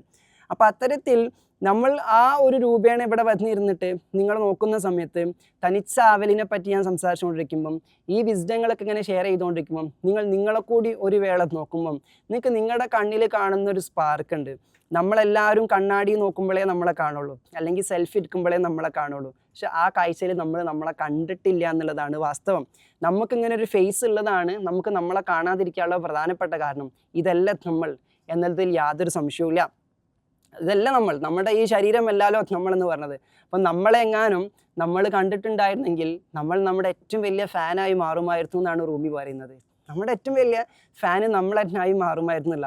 അതിൽ എൻ്റെ ഈ ഹിറയിൽ ധ്യാനിക്കുന്നത് പോലെ ഗർഭസ്ഥാവസ്ഥയിലുള്ള ഞാൻ എന്തായിരുന്നു, എൻ്റെ അവസ്ഥ എന്തായിരുന്നു, ഞാൻ എന്തായിരുന്നു ആസ്വദിച്ചത് എന്നൊക്കെ എനിക്ക് അറിയാൻ പറ്റുമായിരുന്നെങ്കിൽ എനിക്ക് കുറേ വേർഷൻസ് ഇങ്ങനെ വെച്ചിരിക്കുക. ഇപ്പം ഞാൻ നിങ്ങൾക്ക് തരാണ് നിങ്ങളുടെ 1 വയസ്സ് മുതൽ 2 വയസ്സുള്ള പീരീഡ്, 2 to 3, 3 to 4, ഇങ്ങനെ കാറ്റഗറൈസ് ചെയ്ത് നിങ്ങളുടെ ഓരോ ഇയേഴ്സ് തന്നു കഴിഞ്ഞാൽ നിങ്ങൾ പറയും ഇതിൽ നിങ്ങൾ ഏറ്റവും ബെസ്റ്റായിട്ട് ഏതാ തിരഞ്ഞെടുക്കുക ചോദിച്ചാൽ നിങ്ങളൊരു കാലഘട്ടം തിരഞ്ഞെടുക്കുന്നു. കാരണം എന്താ വെച്ചാൽ ആ കാലഘട്ടത്തിലുള്ള നിങ്ങൾ ഭയങ്കര ഇഷ്ടമായിരിക്കും. ആ കാലഘട്ടത്തിലുള്ള നിങ്ങളുടെ ലൈഫ് നിങ്ങൾക്ക് ഏറ്റവും ഇഷ്ടമായിരിക്കും. എന്നാൽ നിങ്ങൾ അറിഞ്ഞു തുടങ്ങുന്നതിന് മുന്നേ തന്നെ നിങ്ങൾ ആസ്വദിച്ച ഒരു കാലഘട്ടം ഉണ്ടായിരുന്നു. അത് നമുക്കൊരിക്കലും ഈ ബോധം കൊണ്ട് ഇപ്പോൾ ആക്സസ് ചെയ്യാൻ പറ്റാത്തത് കൊണ്ടാണെന്നുള്ളതാണ്. എന്നാൽ ആ ബോധത്തെ അറിയുന്നവനാണ്, ആ ബോധം നിങ്ങൾക്ക് ബോധമില്ലാത്ത സമയത്തും ഏതോ ഒരു ബോധത്തിൽ നിലനിർത്തിക്കൊണ്ട് ചില കാര്യങ്ങൾ അനുഭവിപ്പിച്ച തമ്പുരാൻ. ആ തമ്പുരാൻ നിങ്ങൾക്ക് ആ ബോധം, ആ അവസ്ഥയിലുള്ള ബോധം അറിയുന്നവനാണവൻ. അതിൻ്റെ ആസ്വാദനം നിങ്ങൾക്ക് കിട്ടാൻ വേണ്ടിയിട്ടാണ് നിങ്ങൾ ഈ മായയാകുന്ന ലോകത്തിൽ മയങ്ങിപ്പോവല്ലേ എന്ന് നിങ്ങൾക്ക് ഓർമ്മിപ്പിച്ച് തരുന്നതിൻ്റെ എല്ലാ വേദങ്ങളും പഠിപ്പിച്ചത് എന്താണ്? ഈ ലോകം മായയാണ്, ഈ ലോകം മിഥ്യയാണ്, ഈ ലോകം നൈമിഷികമാണ്, ഈ ലോകം താൽക്കാലികമാണ് എന്നുള്ളൊരു തലത്തിലാണ്. അപ്പം നൈമിഷികമാണെങ്കിലും താൽക്കാലികമാണെങ്കിലും മായയാണെങ്കിലും ഒക്കെ തന്നെ ഈ മായാലോകത്ത് നിന്നുകൊണ്ട് തന്നെ മായാലോകത്തിന് അതീതമായിട്ടുള്ള സത്യത്തിൻ്റെ ലോകത്തെ അറിയാനുള്ള, അനുഭവിക്കാനുള്ള അവസരം നമുക്ക് എല്ലാവർക്കും ഉണ്ട് എന്നുള്ള. അതിനാദ്യം വേണ്ടത് എന്താണ്? ഇതിൻ്റെ ഒക്കെ അപ്പുറത്തേക്കൊരു ലോകമുണ്ട്. ഓക്കെ, ദൈവത്തെ അന്വേഷിക്കുന്നവർക്ക് പല വഴികൾ പറഞ്ഞുകൊണ്ടിരിക്കുമ്പം അതിൽ രസകരമായിട്ട് തോന്നിയിട്ടുള്ള ഒരു വഴിയാണ് ലാഇൻ്റെ വഴി. ലാഇൻ്റെ വഴി എന്ന് പറഞ്ഞാൽ നിഷേധത്തിൻ്റെ വഴി. ലാഇൻ്റെ വഴി അല്ലേ, നിഷേധത്തിൻ്റെ വഴി, നെഗേറ്റിൻ്റെ വഴി.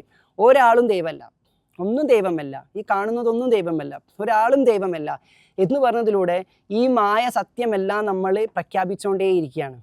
ഇതൊന്നും ദൈവമല്ല, ഇതൊന്നും ദൈവമല്ല, ഇതൊന്നും ദൈവമല്ല, ഇതൊന്നും ദൈവമല്ല എന്ന് പറയുന്നതിലൂടെ ദൈവികമായതിലേക്ക് നമ്മൾ ഇതിനെ എല്ലാത്തിനെയും എടുത്തു വെക്കാണ്. ഇത് ദൈവമല്ലെങ്കിൽ ഇത് എന്നെ എങ്ങനെ ദൈവികതയിലേക്ക് എത്തിക്കും എന്ന അന്വേഷണത്തിലേക്ക് പോകുമ്പോഴാണ് ഇത് എൻ്റെ മകളാണ് എന്നുള്ളൊരു കാര്യം ശരിയാണ്, പക്ഷെ ഇത് ദൈവമല്ല. പക്ഷെ ഈ മകൾ ദൈവമല്ല എന്ന് പ്രഖ്യാപിക്കുന്നതിലൂടെ ഈ മകൾക്കകത്തുള്ള ദൈവികത എനിക്ക് ആർജിച്ചെടുക്കാൻ വേണ്ടി പറ്റും. ആ ദൈവികത നമുക്കിങ്ങ് വലിച്ചെടുക്കാൻ വേണ്ടി പറ്റും, ഇങ്ങ് അബ്സോർബ് ചെയ്തെടുക്കാൻ വേണ്ടി പറ്റും. കാരണം ഈ മകളും ഗർഭസ്ഥാവസ്ഥയിൽ കിടക്കുന്ന സമയത്ത് ദൈവികത അനുഭവിച്ചിട്ടുണ്ട്. എല്ലാ മനുഷ്യർക്കും ഇവിടെ ജനിച്ചു വീണത് ശുദ്ധ പ്രകൃതിയിലാണ്. എന്തുകൊണ്ടാണ് ശുദ്ധ പ്രകൃതിയിൽ ജനിച്ചു വീഴുന്നു എന്ന് പറഞ്ഞത്? ശുദ്ധ പ്രകൃതിയിൽ ജനിച്ചു വീഴുന്നു പറഞ്ഞാൽ ഗർഭസ്ഥാവസ്ഥയിൽ 8-9 മാസത്തോളം വെച്ചിട്ട് എങ്ങനെയാണോ പ്രവാചകർ ഉണ്ടാകുന്നത്, എങ്ങനെയാണോ പ്രവാചകന്മാരുണ്ടാകുന്നത്, അതിന് സമാനമാക്കുന്ന രീതിയിലേക്ക് നമ്മളെ പാകപ്പെടുത്തി കടഞ്ഞെടുത്തിട്ട് ട്രെയിൻ ചെയ്തിട്ട് നർച്ചർ ചെയ്തിട്ടാണ് ശുദ്ധ പ്രകൃതിയിൽ ഇങ്ങോട്ട് നമ്മളെ വിടുന്നത്. അപ്പോൾ എല്ലാ മനുഷ്യർക്കുള്ളിലും ആ ശുദ്ധ പ്രകൃതിയുണ്ട്.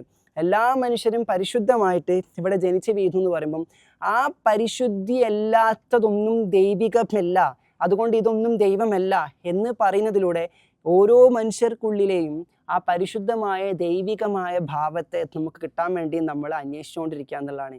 അങ്ങനെ നോക്കുന്ന സമയത്ത് നമുക്ക് ചുറ്റുള്ള എല്ലാവരും നമ്മൾ ദൈവത്തെ സ്മരിപ്പിക്കുന്നവരായിട്ട് മാറും എന്നുള്ളതാണ്.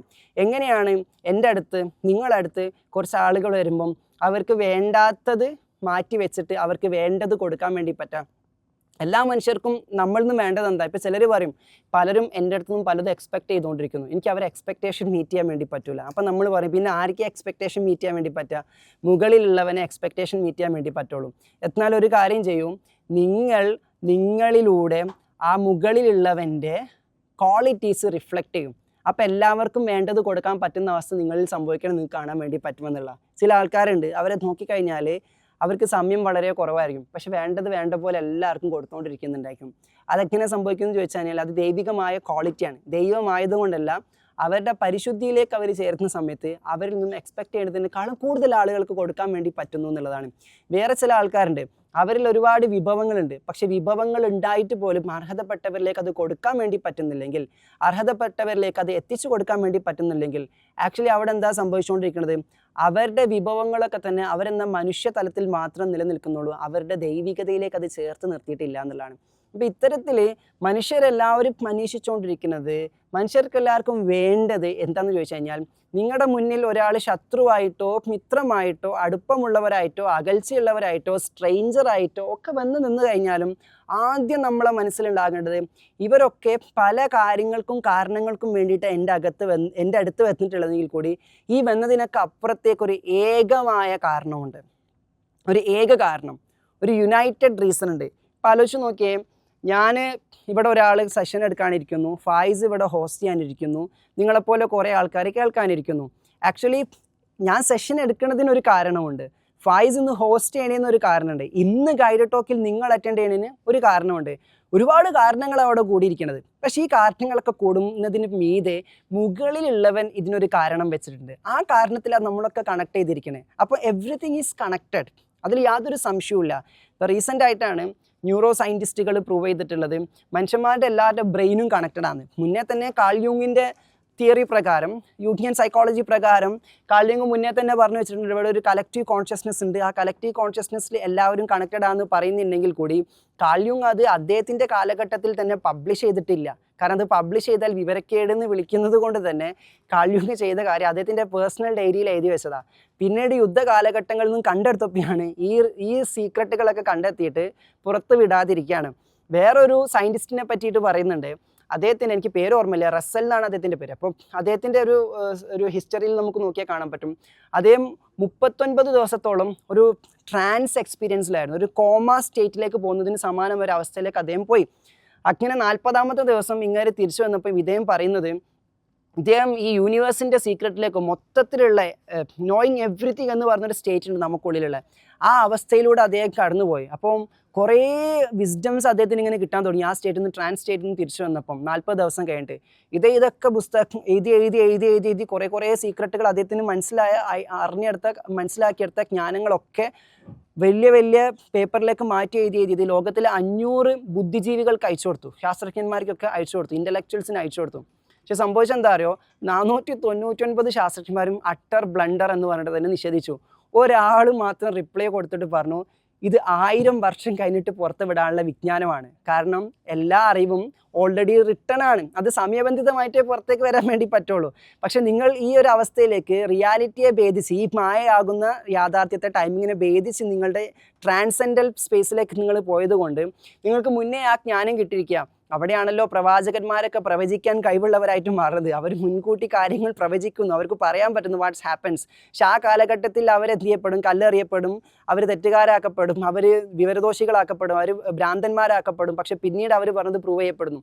അപ്പം ഇതേ ഇങ്ങനെ പറഞ്ഞപ്പം ഒരു ശാസ്ത്രജ്ഞൻ മാത്രമാണ് ഇദ്ദേഹത്തിനോട് പറഞ്ഞത്, ഇത് 1000 വർഷം കഴിഞ്ഞിട്ട് പുറത്തിറക്കാനുള്ള, ഇപ്പം നിങ്ങളിത് പുറത്തേക്ക് ഇറക്കേണ്ട എന്ന് അവർ മാറ്റി വെക്കാൻ വേണ്ടി പറഞ്ഞത്. ആരായിരുന്നു അറിയാം? ആ ശാസ്ത്രജ്ഞൻ നിക്കോള ടെസ്ല.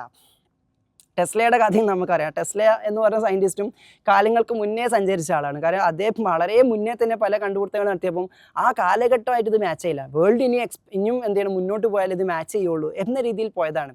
അപ്പം ഈ രൂപേണ നമ്മൾക്ക് ചുറ്റിലും വരുന്ന ആളുകൾക്കൊക്കെ, നമ്മുടെ മുന്നിലെത്തുന്ന ആളുകൾക്കൊക്കെ അവർക്കുള്ളിൽ അവർ ശുദ്ധപ്രകൃതിയെ തേടുന്നവരുണ്ട്. അപ്പോൾ എൻ്റെ മുന്നിലും നിങ്ങളുടെ മുന്നിലൊക്കെ എത്തുന്ന ആൾക്കാർ, അത് സ്ട്രേഞ്ചേഴ്സ് ആവട്ടെ അടുപ്പമുള്ളവരാട്ടെ ആരും ആയിക്കൊള്ളട്ടെ, നമ്മൾക്ക് അതിൻ്റെ ഒരു ഏക കാരണത്തിൻ്റെ ബോധത്തിൽ നിന്നുകൊണ്ട് അവരെ സംവദിക്കാൻ പറ്റുമ്പോഴാണ് നമുക്ക് അവരെ സാറ്റിസ്ഫൈ ചെയ്യിക്കാൻ വേണ്ടി പറ്റുക. അവിടെ നമ്മളല്ല സാറ്റിസ്ഫൈ ചെയ്യിക്കുന്നത്. ഇപ്പം ഞാൻ ഇന്നിവിടെ വരുന്ന സമയത്ത് ഞാൻ എടുക്കുന്ന ഗൈഡ് ടോക്ക് ഞാൻ എങ്ങനെ ഇന്ന് കളർഫുൾ ആക്കും എന്ന് ചിന്തിച്ച് കഴിഞ്ഞാൽ എനിക്കത് പറ്റൂല, ഒരിക്കലും സാധിക്കൂല. കാരണം ഇവിടെ ഞാനല്ലാത്ത 303 ആളുകൾ വന്നിരിക്കുന്നുണ്ട്. ഈ 303 ആളുകൾക്ക് ഓരോരോ കാരണങ്ങളാണ്. ചില ആളുകൾക്ക് ആരോ തള്ളിപ്പിടിച്ച് കയറ്റിയതായിരിക്കും, വേറെ ആരോ പറയുന്നത് കേട്ടിട്ട് കയറിയതായിരിക്കും, ചിലപ്പോൾ എന്തെങ്കിലും പോസ്റ്റ് കണ്ട് ഫസ്റ്റ് ടൈം വന്നിരിക്കുന്നവരായിരിക്കും. അപ്പോൾ ഓരോരുത്തർക്കും ഓരോ കാരണങ്ങളാണ്. അപ്പോൾ ഫസ്റ്റ് ടൈം വരുന്നവരെയും സ്ഥിരമായിട്ട് പങ്കെടുക്കുന്നവരെയും ഈ മറ്റേ ചില സമയത്ത് ഇടയ്ക്കിടയ്ക്ക് വന്ന് കയറി ഇറങ്ങി പോകുന്ന ആൾക്കാരും ഇങ്ങനെ തുടങ്ങിയിട്ടുള്ള എല്ലാവരെയും സാറ്റിസ്ഫൈ ചെയ്യുന്ന രീതിയിൽ എനിക്ക് ഞാൻ കൊടുക്കണമെന്ന് ചിന്തിച്ചാൽ ഒരിക്കലും പറ്റില്ല. പക്ഷേ ആദ്യമായിട്ട് ഒരാൾ ഇന്നിവിടെ വരാനും ഇടയ്ക്കിടയ്ക്ക് വരാനും കുറേ കാലങ്ങൾ ഗൈഡ് ടോക്കിലില്ലാണ്ട് ഇന്ന് പെട്ടെന്ന് കയറാനും സ്ഥിരമായിട്ട് വരാനും ഇങ്ങനെയുള്ള കാരണങ്ങളൊക്കെ സംഭവിപ്പിച്ച് ഇങ്ങനൊരു ഗൈഡഡ് ടോക്ക് കമ്മ്യൂണിറ്റി സംഭവിക്കുക, ഗൈഡഡ് ടോക്ക് നടക്കുക എന്ന് പ്ലാൻ ചെയ്തവനൊരു പ്ലാൻ ഉണ്ടല്ലോ, ആ പ്ലാനിൽ ആണ് ആക്ച്വലി ഇതിൻ്റെ അൾട്ടിമേറ്റ് ബ്രില്യൻസ് കിടക്കണം എന്നുള്ളതാണ്. അപ്പോൾ ആ ബ്രില്യൻസ് എന്താണോ അതിലേക്ക് ഞാൻ സറണ്ടർ ചെയ്ത് സംസാരിക്കുന്ന സമയത്ത് മേ ബി ഞാൻ സംസാരിക്കുന്ന ഒരു കാര്യം തന്നെ എല്ലാവർക്കും റിലേറ്റ് ചെയ്യാൻ വേണ്ടി പറ്റുന്നുണ്ടായിരിക്കും എന്നുള്ളതാണ്. ഇപ്പോൾ ഫായിസ് ഇവിടെ തുടക്കത്തിൽ പറഞ്ഞാൽ ശ്രദ്ധിച്ചിട്ടുണ്ടായിരിക്കും നിങ്ങൾ, എല്ലായിടത്തും പറയുന്ന കാര്യങ്ങൾ, എല്ലായിടത്തും എടുക്കുന്ന ട്രെയിനിങ്ങിൽ ഇവിടെ വരുന്ന സമയത്ത് എന്തോ സംതിങ് ഡിഫറെൻറ്റ് സംഭവങ്ങൾ കണക്റ്റഡ് ആവുന്നു, ഒരു ഡിഫറെൻറ്റ് കണക്ഷൻ കിട്ടുന്നു എന്ന് പറയുമ്പോൾ എന്താണ് ആ കണക്ഷൻ എന്ന് ചോദിച്ചു കഴിഞ്ഞാൽ ആ പറഞ്ഞ ഇൻറ്റൻഷൻ തന്നെയാണ്. കാരണം ഇവിടെ ഇൻറ്റൻഷൻ എന്ന് പറയുന്നത് എല്ലാ ഇൻറ്റൻഷനുകളെയും കണക്ട് ചെയ്യുന്നൊരു പോയിൻ്റ് ഉണ്ട്. That's it. അപ്പം റീസെൻ്റ് ആയിട്ട് ന്യൂറോ സയൻറ്റിസ്റ്റുകൾ കണ്ടെത്തിയിട്ടുള്ള കാര്യം മനുഷ്യന്മാരുടെ എല്ലാവരുടെ ബ്രെയിനും കണക്റ്റഡ് ആണെന്ന്. അപ്പം എൻ്റെ ഈ ബ്രെയിൻ ഒരു ട്രാൻസ്ഫോമർ പോലെയാണ്. അത് കുറേ മുന്നേ ടെസ്ല പറഞ്ഞു, അതിന് പ്രൂഫൊന്നുമില്ല. നമുക്ക് പലപ്പോഴും ഈ സയൻറ്റിസ്റ്റുകളുടെ പേഴ്സണൽ സജഷൻസും സയൻസും തമ്മിൽ നല്ല വ്യത്യാസമുണ്ട്. ഇപ്പോൾ ഐൻസ്റ്റീന് അദ്ദേഹം സയൻസിലേക്ക് കോൺട്രിബ്യൂട്ട് ചെയ്യുന്ന ആളാണ്. പക്ഷേ ആ സയൻസിൻ്റെ സ്കെയിലിൽ തന്നെ പ്രൂവ് ചെയ്യാൻ പറ്റാത്ത അദ്ദേഹം മനസ്സിലാക്കി കുറേ കാര്യം ഉണ്ടായിരിക്കും. അത് പ്രൂവ് ചെയ്യാനുള്ള മൊഡാലിറ്റീസ് ഒന്നും ഉണ്ടായിരിക്കില്ല. ഫോർ എൻ എക്സാമ്പിൾ, E=mc² എന്ന് പറഞ്ഞുകൊണ്ടിരിക്കുന്ന ഐൻസ്റ്റീൻ്റെ E=mc² എന്ന് പറഞ്ഞ തിയറി. അപ്പം ഈ തിയറി നമ്മൾ പലപ്പോഴും ഈ തിയറി എത്തിപ്പോരുന്ന ഒരു പോയിന്റ് എന്ന് പറഞ്ഞാൽ പ്രകാശത്തിൻ്റെ വേഗതയിൽ നമ്മൾ ട്രാവൽ ചെയ്തുകൊണ്ടിരിക്കുകയാണെങ്കിൽ നമുക്ക് സമയം ബാധിക്കാതെ സെക്കൻഡുകളെ കൊണ്ട് നമുക്കിങ്ങനെ പല ഇടങ്ങളിലേക്കും പോകാമെന്നുള്ളതാണ്. ഇത് തിയററ്റിക്കലി ശരിയാണ്, പക്ഷെ ആ പ്രകാശത്തിൻ്റെ വേഗത്തിൽ സഞ്ചരിക്കാനുള്ളൊരു വാഹനം നമുക്കില്ല. ഇപ്പം ശബ്ദത്തിൻ്റെ വേഗതയിൽ സഞ്ചരിക്കുന്നുണ്ടായിരിക്കാം, പക്ഷേ ശബ്ദത്തിൻ്റെ മീതെ പ്രകാശത്തിൻ്റെ വേഗതയിൽ സഞ്ചരിക്കുമ്പോഴാണ് അത് സാധ്യമാണെന്ന് പറഞ്ഞിരിക്കുന്നത്. പക്ഷേ രസം എന്താണെന്ന് വെച്ച് കഴിഞ്ഞാൽ നമ്മളെല്ലാവരും പ്രകാശം കൊണ്ടാണ്, നമ്മുടെ ഉള്ളിൽ കിടക്കുന്ന സാധനം പ്രകാശമാണ്, ഈ ബോഡിയല്ല. നമ്മുടെ ഉള്ളിലെടുത്ത് ലൈറ്റാണ്. അപ്പം നമ്മളുടെ ലൈറ്റ് ഉള്ളിൽ കുടുങ്ങിക്കിടക്കുന്നു. നമുക്ക് ആവശ്യമില്ലാത്ത ഭാരം കൂട്ടുന്ന കല്ലും മണ്ണും കളിമണ്ണും പുറത്ത് ഇങ്ങനെ കെട്ടിക്കിടക്കുകയാണ്. അപ്പോൾ ഈ വെയിറ്റ് കൂടിയ സാധനത്തിൻ്റെ ഉള്ളിൽ ഞൊടിയിട കൊണ്ട് എവിടെ എത്താനുള്ള ലൈറ്റ് ഇങ്ങനെ കുടുങ്ങി കിടക്കുകയാണ്. അപ്പോൾ ഈ ലൈറ്റിനൊരു ബോധമുണ്ട്, ഈ ശരീരത്തിനൊരു ബോധമുണ്ട്. ലൈറ്റിൻ്റെ ബോധത്തിൽ ലൈറ്റ് ചിന്തിക്കണം എന്താ, ഈ ഭാരം കൂടിയ ശരീരത്തിൽ നിന്ന് പുറത്ത് ചാടാൻ പറ്റിയിരുന്നെങ്കിൽ എത്ര വേഗത്തിൽ സഞ്ചരിക്കായിരുന്നു. ഇയാൾ എന്തൊരു സ്ലോ ആണെന്നാണ് പറഞ്ഞുകൊണ്ടിരിക്കുക. ഇതെന്തൊരു ഹാങ് ആണ് ഈ സിസ്റ്റം, ഇതെന്തൊരു സ്ലോ ആണ്, ഇതെന്തൊരു വൈറസാണ്. ഈ വൈറസ് കുറച്ച് കൊടുക്കുന്ന സാധനം മനസ്സാണ്. മനസ്സിൽ ഡൗട്ടും ഫിയറും കൂടി കയറി കഴിഞ്ഞാൽ ഈ പ്രകാശത്തിന് തീരെ ഓപ്പറേറ്റ് ചെയ്യാൻ പറ്റില്ല. അപ്പോൾ വീണ്ടും പെടും. ഈ പ്രകാശം ഓപ്പറേറ്റ് ചെയ്തുകൊണ്ടിരിക്കണം, നമുക്കുള്ളിലുള്ള നമുക്കുള്ളിലുള്ള സോൾ ഡയമെൻഷൻ ഓപ്പറേറ്റ് ചെയ്തുകൊണ്ടിരിക്കുന്നത് ഫെയ്ത്തിലാണ്, സറണ്ടറൻസിലാണ്. ഈ മിഥ്യയാകുന്ന ലോകത്തിന് അപ്പുറത്തേക്കുള്ള യാഥാർത്ഥ്യ ബോധം കിട്ടുമ്പോഴാണ് അത് വർക്കൗട്ട് ചെയ്തുകൊണ്ടിരിക്കണേ. അപ്പോൾ നമ്മളിവിടെ ഇരുന്നിട്ട് ഇത്തരം കാര്യങ്ങൾ ചർച്ച ചെയ്തുകൊണ്ടിരിക്കുമ്പം ആ അൾട്ടിമേറ്റ് ട്രൂത്ത് നമ്മളിങ്ങനെ കൺവേ ചെയ്തുകൊണ്ടിരിക്കുമ്പം ഏറ്റവും കൂടുതൽ ആസ്വാദനവും ഏറ്റവും കൂടുതൽ ആശ്വാസവും കിട്ടുന്നത് നമ്മളിലെ ലൈറ്റിനാണ്. നമ്മളെ സോളിനെ നമ്മൾ ഫീഡ് ചെയ്തുകൊണ്ടിരിക്കണം എന്നുള്ളതാണ്. കാരണം സോളിൻ്റെ ഉള്ളിൽ തന്നെ നിക്ഷിപ്തമാക്കിയിട്ടുണ്ട്. ഈ ഭൂമിയിലേക്ക് ഇങ്ങനെ പറഞ്ഞു വിടുന്ന സമയത്ത് പറിച്ചെടുത്തിട്ട് ഇങ്ങോട്ട് പറഞ്ഞു വിടാണല്ലോ, ഒരു സാധനത്തിൻ്റെ ഉള്ളിലാക്കിയിട്ട് ഇങ്ങനെ ഇഞ്ചക്ട് ചെയ്യാണല്ലോ. അപ്പോൾ ഈ കളിമണ്ണ് കൊണ്ട് ഉണ്ടാക്കിയിട്ടുള്ള സാധനത്തിൻ്റെ ഉള്ളിലേക്ക് നമ്മളിങ്ങനെ ഇഞ്ചക്ട് ചെയ്ത് പറഞ്ഞേക്കുന്ന സമയത്തിന് പറയുന്നത് കുറച്ച് സമയത്തേക്കോ അത് പേടിക്കൊന്നും വേണ്ട, ഇതൊരു ട്രിപ്പാണ്, ഇതൊരു സ്യൂട്ടൊക്കെ ഇട്ടെങ്കിൽ പറഞ്ഞയച്ചു, ഇതൊരു ട്രിപ്പാണ്. പക്ഷേ വഴി തെറ്റൊന്നുമില്ല, നിൻ്റെ ഉള്ളിൽ തന്നെ സോഴ്സ് എന്ത് ചെയ്തിട്ടുണ്ട്, ഇങ്ങോട്ട് തിരിച്ചു വരാനുള്ള ത്വര ഇട്ട് വെച്ചിട്ടുണ്ട്. അതുകൊണ്ടാണ് പലപ്പോഴും നമുക്ക് ലോൺലിനെസ് തോന്നുന്നത്, അതുകൊണ്ടാണ് നമുക്ക് പലപ്പോഴും സോളിറ്റ്യൂഡ് തോന്നിക്കൊണ്ടിരിക്കുന്നത്. അപ്പം ലോൺലിനെസ്സിനും അതുപോലെ തന്നെ ഡിപ്രഷനും ഒക്കെ പല പല ഡൈമെൻഷൻസ് ഓഫ് ഡിസ്കഷൻസ് ഉണ്ട് എന്നുള്ളതാണ്. അപ്പം ചില കാര്യങ്ങൾ, ചില ഡിപ്രഷനുകൾ, ചില ലോൺലിനെസ്സുകൾ, ഞാൻ ഡിസ്ക്ലെയിമർ ഇട്ട് വീണ്ടും പറഞ്ഞു, ചില ഡിപ്രഷനുകൾ, ചില ലോൺലിനെസ്സുകൾ, ഇനി ഇതെടുത്ത് കൊണ്ടുപോയിട്ട് ക്ലിനിക്കൽ ഡിപ്രഷൻ ഈ ആത്മീയ രോഗമാണ് എന്ന് പറഞ്ഞിരിക്കുന്നു എന്ന തലത്തിൽ കൊണ്ടുപോയിട്ട് എന്നെ കെട്ടിയിടാതിരിക്കുക എന്നുള്ള വിത്ത് ഡിസ്ക്ലെയിമറാണ് പറഞ്ഞുകൊണ്ടിരിക്കുന്നത്. അപ്പം ചില ഡിപ്രഷനുകളും ചില ലോൺലിനെസ്സുകളും നമുക്ക് വരുന്നത് രോഗം എന്നത് മാനസികമുണ്ട്, ശാരീരികമുണ്ട്, ആത്മീയമുണ്ട്. ശരിയാണ്, അതിൽ യാതൊരു സംശയവുമില്ല. അതിന് വേൾഡ് ഹെൽത്ത് ഓർഗനൈസേഷൻ്റെ ഹെൽത്തിൻ്റെ ഡെഫിനേഷൻ എടുത്ത് നോക്കിയാൽ മതി എന്നുള്ളതാണ്. സ്പിരിച്വൽ ഹാർമണി കൂടി ചേർന്നതാണ് ഹെൽത്ത് എന്ന് പറഞ്ഞാൽ. സ്പിരിച്വൽ ഹെൽത്ത് എന്ന് പറഞ്ഞൊരു സംഭവം കൂടിയുണ്ട്. അപ്പോൾ നമ്മുടെ സോള് രോഗത്തിലാകുന്ന സമയത്ത്, സോളിന് വഴി കിട്ടാതെ അലയുന്ന സമയത്തിലേക്ക് സോളിനൊരു ക്ലാരിറ്റി ഉണ്ട്, സോളിൽ ഓൾറെഡി സോഴ്സിലേക്ക് തിരിച്ചു വരാനുള്ള വഴിയൊക്കെ ഇട്ട് കൊടുത്തിട്ടുണ്ട് എന്നുള്ളതാണ്. പണ്ട് ഈ നമ്മളുടെ ഋത്തിക് റോഷൻ്റെ ഒരു സിനിമ ഉണ്ടായിരുന്നു, കോയി മിൽ ഗയ എന്ന് പറഞ്ഞിട്ട്. അതിൽ ഒരു ജാദു വരുന്നുണ്ട് മറ്റുള്ളൊരു ഗ്രഹത്തു നിന്നും. ഈ ജാദു ഇവിടെ വന്നിട്ട് ഇവർക്ക് എല്ലാവർക്കും തിരിച്ചു പോകാൻ കണക്ട് ചെയ്യുന്നൊരു GPS ഉണ്ട്. അപ്പോൾ ഈ സാധനം കൊടുത്തവരെ വിട്ടിരിക്കണത്. പക്ഷേ എന്ത് സംഭവിക്കുന്നത് വെച്ച് കഴിഞ്ഞാൽ ആൾക്ക് മാത്രം തിരിച്ചു പോകാൻ പോലെ ബാക്കിയുള്ളവരൊക്കെ പോകും. പക്ഷേ എങ്ങനെയൊക്കെ ലക്ഷക്കണക്കിന് കിലോമീറ്ററുകൾ അപ്പുറത്തേക്ക് ഈ ടീംസ് പോയി കഴിഞ്ഞാലും തിരിച്ച് കണക്ട് ചെയ്യാനുള്ള കണക്റ്റിംഗ് ഡോട്ട് ഇവർക്കുള്ളിൽ തന്നെ കൊടുത്തിട്ടുണ്ട്. അപ്പോൾ ഇതേപോലെ നമ്മൾ തൽക്കാലം ഒരു ട്രിപ്പിന് വന്നതാണ്. പക്ഷേ പ്രശ്നം എന്താ വെച്ച് കഴിഞ്ഞാൽ ട്രിപ്പിന് വന്നതോട് കൂടിയിട്ട് നമ്മൾ ഇവിടെ തന്നെ കൂടാമെന്ന് വിചാരിച്ചാൽ എങ്ങനെ ഉണ്ടായിരിക്കും? That's A problem. അപ്പം ഇവിടെ നമ്മൾ ട്രിപ്പ് ആസ്വദിച്ചുകൊണ്ടിരിക്കുമ്പോഴൊക്കെ തന്നെ നമ്മൾ ഏത് യാത്രക്ക് പോയി കഴിഞ്ഞാലും നിങ്ങൾക്കറിയാം, യാത്ര നമ്മൾ മാക്സിമം ആസ്വദിക്കും, സൂപ്പറായിട്ട് ആസ്വദിക്കും. പക്ഷെ ആസ്വദിച്ചുകൊണ്ടൊക്കെ ഇരിക്കുന്ന സമയത്ത് തന്നെ നമുക്കറിയാം ഏത് സമയത്ത് തിരിച്ചു പോകണം, എപ്പോൾ റിട്ടേൺ അടിക്കണം. ഒരു റിട്ടേൺ പ്ലാൻ കൂടി ഉണ്ടായിട്ട് വെച്ചിട്ട് യാത്രക്ക് പോകുമ്പോഴാണ് യാത്ര ആസ്വദിക്കാൻ വേണ്ടി പറ്റാം. റിട്ടേൺ ടിക്കറ്റ് എടുക്കാണ്ട് പോയി കഴിഞ്ഞാൽ നമുക്ക് ആകെ ഇതായിരിക്കും, എന്തായിരിക്കും ഇനി എന്ത് ചെയ്യും, അവിടെ കൂടേണ്ടി വരും, അവിടെ സ്ഥലം കിട്ടുമോ, ഇങ്ങനത്തെ കുറേ കൺസേണുകൾ നമ്മുടെ ഉള്ളിൽ വന്നുകൊണ്ടിരിക്കുന്നതാണ്. അപ്പം അതേപോലെ തന്നെ ഏതൊരു സമയത്തും നമുക്കുള്ളിൽ നമ്മളുടെ സോഴ്സിലേക്ക് നമുക്കൊരു യാത്ര പോകണം. പക്ഷെ ആ സോഴ്സിലേക്ക് പോകുന്ന യാത്ര എന്ന് പറയുമ്പോൾ മരിച്ചിട്ട് പോവുക എന്നുള്ളതിനപ്പുറത്തേക്ക് ഭൂമിയിൽ ജീവിച്ചിരിക്കെ തന്നെ ഇടയ്ക്കൊക്കെ നമ്മുടെ സോളിനെ അതിൻ്റെ സോഴ്സിലേക്ക് നമ്മൾ ബന്ധിപ്പിച്ചുകൊണ്ടിരിക്കണം. അതിനാണ് 5 നേരം വെച്ചിട്ടെങ്കിലും പ്ലഗ് ഇൻ ചെയ്യാൻ വേണ്ടി പറഞ്ഞത്. അതിനാണ് സദാസമയമാണെങ്കിൽ ഏറ്റവും നല്ലത്. കാരണം സോളാണ് നമ്മളിലെ ട്രൂത്ത് എന്ന് പറയുന്നത്. നമ്മളിലെ ഈ സോളിന് ഒരു ഡിഫറെൻറ്റ് എക്സ്പീരിയൻസ് കിട്ടണം എന്ന് പറയുമ്പോൾ ഒരു സ്പേസ് സ്യൂട്ടൊക്കെ ഇട്ടിട്ട് നമ്മളങ്ങ് പറഞ്ഞയച്ചതാണ് ഒരു ട്രിപ്പൊക്കെ അടിച്ച് പോരും എന്നുള്ളൊരു സാധനം. പക്ഷെ നമ്മൾ ഇതാണ് ലോകം എന്ന് ചിന്തിക്കുന്നതോടുകൂടി ഈ കാണുന്നതാണ് ഈ കേൾക്കുന്നതാണ് പറഞ്ഞു കഴിഞ്ഞാൽ നമുക്കൊരു ഡിഫറെൻറ്റ് റിയാലിറ്റിയാണ്. ഞാൻ എപ്പോൾ എക്സാമ്പിൾ പറയാറുള്ളത് വെർച്വൽ റിയാലിറ്റിയെ പറ്റിയിട്ടാണ്. VR ഡിവൈസൊക്കെ നമ്മൾ യൂസ് ചെയ്തിട്ട് ഒരു റിയാലിറ്റി പോയി കഴിഞ്ഞാൽ അവിടെ പല സംഭവങ്ങളുണ്ടായിരിക്കും. അവിടെ നമ്മൾ ഫൈറ്റ് ചെയ്യുന്നുണ്ടായിരിക്കും, ഒക്കെ ഉണ്ടായിരിക്കും. നിങ്ങൾ തന്നെ ഒന്ന് ആലോചിച്ച് നോക്കിയേ. ഈ വിഷയം കൂടുതൽ പറയാൻ ഞാൻ ആളല്ല, ഫൈസ് ഇവിടെ ഉണ്ട്. അപ്പോൾ നമ്മൾ ഡ്രീം എന്ന് പറയുന്നത് ഒരു റിയാലിറ്റിയാണ്. ഫൈസ് അത് ലൂസിഡ് ഡ്രീമിങ്ങിൽ ഡീറ്റെയിൽഡ് ആയിട്ട് ആൾക്കാരെ എക്സ്പീരിയൻസ് ചെയ്യിപ്പിക്കുന്ന ഒരാൾ കൂടിയാണ്. അപ്പോൾ ഡ്രീമിൽ നമ്മൾ പോയി കഴിഞ്ഞാൽ സ്വപ്നം കണ്ടുകൊണ്ടിരിക്കുമ്പോൾ ആർക്കും അറിയില്ല ഇത് സ്വപ്നമാണെന്ന്. am I right? നമുക്ക് ആർക്കും ഇത് സ്വപ്നമുള്ള കാര്യം, അത് നമ്മുടെ റിയാലിറ്റി ആയിരിക്കും. സ്വപ്നത്തിൽ നിന്ന് ഉണരുമ്പോഴാണ് അതൊരു സ്വപ്നമായിരുന്നു അല്ലേ എന്ന് നമ്മൾ ചിന്തിച്ചു പോകാന്നുള്ളത്. അപ്പം എനിക്ക് കുറച്ച് സമയം വരെ ഞാനങ്ങനെ ഡ്രൈവിങ് ചെയ്യാറുണ്ടായിരുന്നു. ഞാൻ ഡ്രൈവിങ് പഠിച്ചിട്ടുണ്ടായിരുന്നില്ല. അപ്പോൾ എനിക്കിങ്ങനെ ഡ്രൈവ് ചെയ്യണം താല്പര്യമുണ്ട്. പക്ഷേ ഈ സൈഡ് സീറ്റിലിരുന്ന് തന്നെ യാത്ര ചെയ്ത് ശീലിച്ചുകൊണ്ട് ഇങ്ങോട്ട് ഇരിക്കാനുള്ള ടൈമും കിട്ടിയിട്ടില്ല. പക്ഷേ ഇങ്ങനെ എടുക്കുകയാണ് ഏതോ ഒരു സമയത്ത്, ഒരു 4 years ബാക്കാണ്, ഏതോ ഒരു സമയത്ത് ഞാൻ ഉറക്കത്തിൽ കണ്ടുകൊണ്ടിരിക്കുന്ന സ്വപ്നം എന്ന് പറഞ്ഞത് ഞാൻ നല്ല രസമായിട്ട് കാറൊക്കെ ഓടിക്കുന്നുണ്ട്, ഭയങ്കര സംഭവമായിട്ട്, ഭയങ്കര റിയാലിറ്റി ഫീലിംഗ് ആണ്, ഭയങ്കര ത്രിൽഡായിട്ട് റേസിംഗ് ഒക്കെ ചെയ്തുകൊണ്ടിരിക്കുന്നത്, ഭയങ്കര ത്രിൽഡായിട്ട് ആ ഡ്രൈവൊക്കെ കഴിഞ്ഞ് ഉറക്കത്തിൽ നിന്ന് എണീറ്റ സമയത്താണ് ഉറക്കമായിരുന്നില്ലേ, പക്ഷെ കൊള്ളാട്ടെ നല്ല സൂപ്പർ ഡ്രൈവിംഗ് ആയിരുന്നു, അടിപൊളി ഡ്രൈവിംഗ് ആയിരുന്നു എനിക്ക് ഫീൽ ചെയ്തുകൊണ്ടിരിക്കണേ. അപ്പോൾ ആ ഡ്രീമിൽ നിൽക്കുന്ന സമയത്ത് നമുക്ക് ഡ്രീം റിയാലിറ്റിയാണ്. ഡ്രീമിനെ ഒരിക്കലും നമുക്ക് റിയാലിറ്റി അല്ലാത്തത്, സത്യമല്ലാത്തത് നമുക്ക് പറയാൻ വേണ്ടി പറ്റൂല.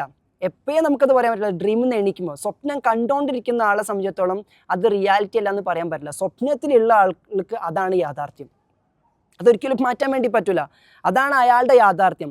അപ്പം നമ്മൾ അത് സത്യമായിട്ട് തന്നെ പരിഗണിക്കണം. ആ സമയത്ത് നമ്മളാണ് അതിലില്ലാത്ത ഒരാൾ. അപ്പോൾ മരിച്ചുപോയ ആൾക്കാരൊക്കെ ഇപ്പം നമ്മളെ കാണുമ്പോൾ എന്തായിരിക്കും ചിന്തിച്ചുകൊണ്ടിരിക്കുന്നത്?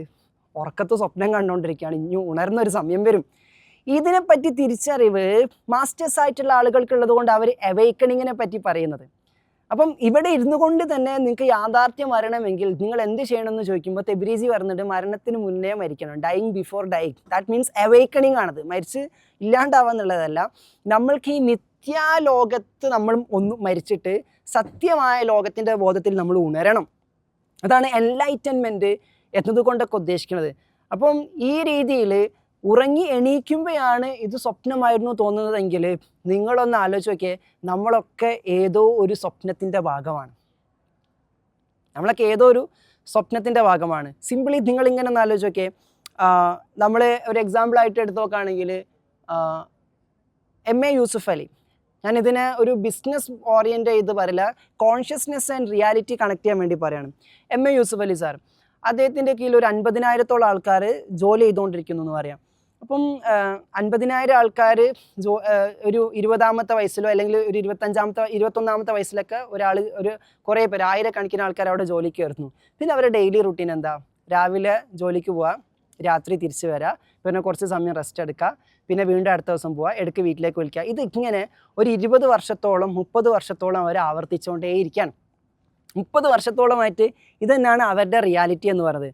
പക്ഷേ ഒന്ന് മാറി നിന്നിട്ട് MA യൂസുഫ് അലിയുടെ ലെയറിൽ നിന്നുകൊണ്ട് നമ്മൾ നോക്കുകയാണെങ്കിൽ, അങ്ങനെ മാറി നമ്മളിങ്ങനെ നോക്കുകയാണെങ്കിൽ MA യൂസുഫ് അലിയുടെ വിഷനാകുന്ന ഒരു ഡ്രീമിൽ കുറേ ആൾക്കാർ ഒരു ഡ്രീമിൻ്റെ ഭാഗമായിട്ട് ഇങ്ങനെ പ്രവർത്തിച്ചുകൊണ്ടിരിക്കുകയാണ്.